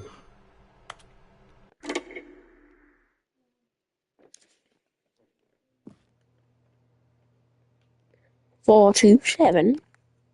Oh, Stanley, is that you? Hold on, sweetie. Sorry to keep you waiting. I'm just pulling the bread out of the oven. All right. Okay, there we go. All right, now, I want you to come in and tell me all about your day. Gotcha! Oh, come on. Did you actually think you had a loving wife who'd want to commit their life to you?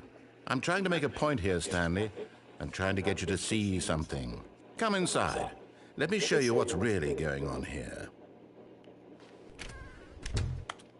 This is a very sad story about the death of a man named Stanley. Stanley is quite a boring fellow. He has a job that demands nothing of him, and every button that he pushes is a reminder of the inconsequential nature of his existence. Look at him there, pushing buttons, doing exactly what he's told to do. Now he's pushing a button.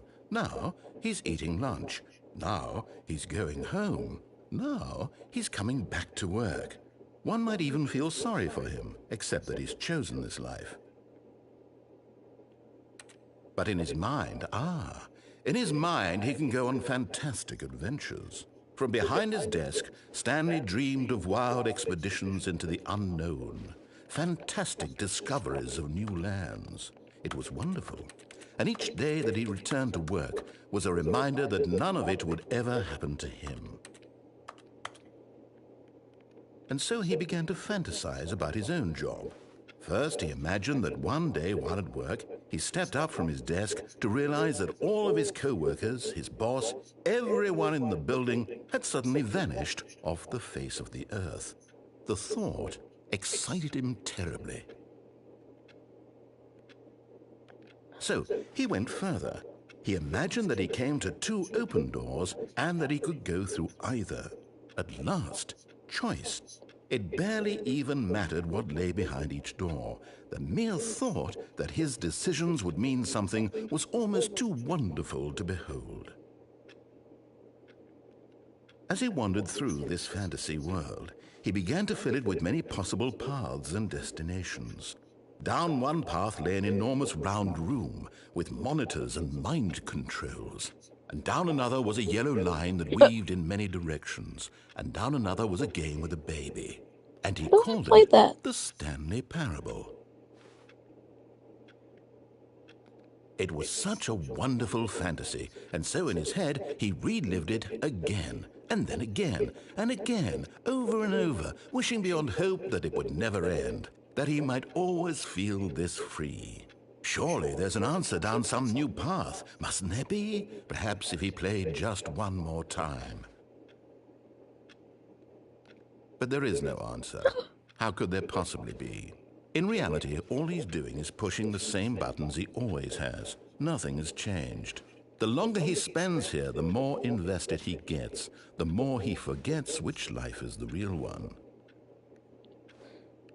And I'm trying to tell him this, that in this world he can never be anything but an observer, that as long as he remains here, he's slowly killing himself. But he won't listen to me. He won't stop. Here, watch this. Stanley, the next time the screen asks you to push a button, do not do it.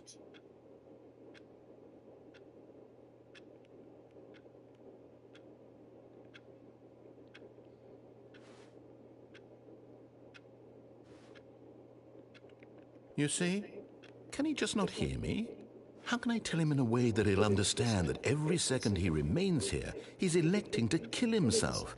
How can I get him to see what I see? How can I make him look at himself? I suppose I can't, not in the way I want him to. But I don't make the rules. I simply play to my intended purpose, the same as Stanley. We're not so different, I suppose. I'll try once more to convey all this to him. I'm compelled to. I must. Perhaps, well, maybe this time he'll see. Maybe this time. And I tried again, and Stanley pushed a button. And I tried again, and Stanley pushed a button. And I tried.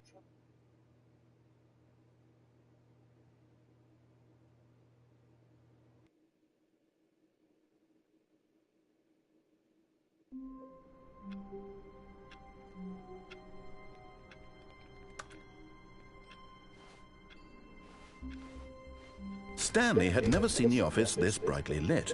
Was it a sign of something? He hoped it was. He hoped very much that it was.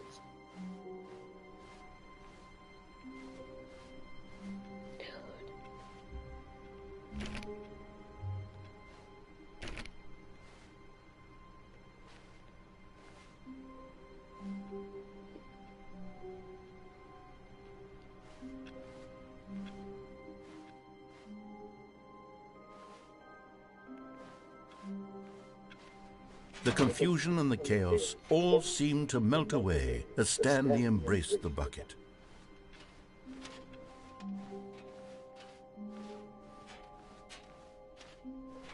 Stanley clutched the bucket tightly to his chest and entered the door on his left.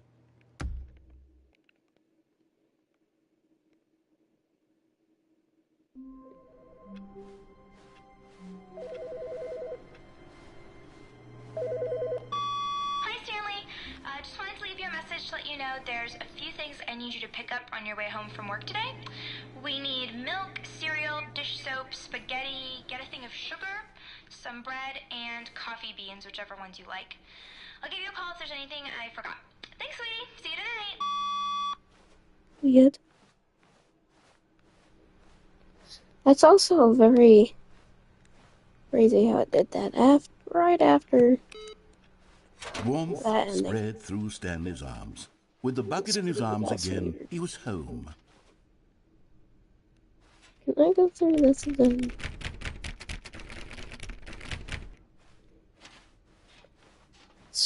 I'm trying to find that purple thing.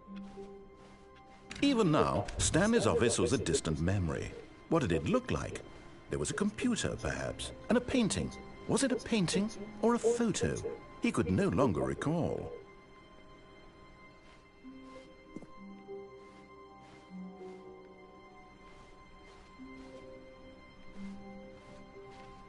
Oh, where's that?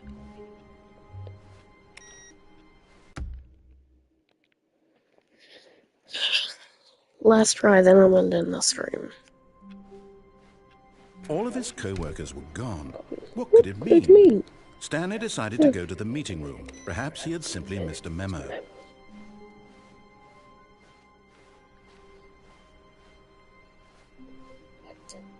Okay, one more try.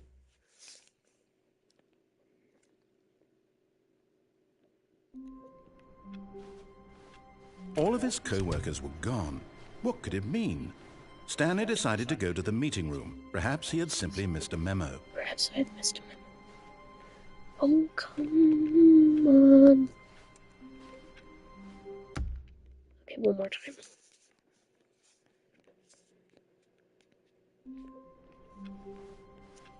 Even now, Stanley's office was a distant memory. What did it look like? There was a computer, perhaps, and a painting. Was it a painting or a photo? He could no longer recall.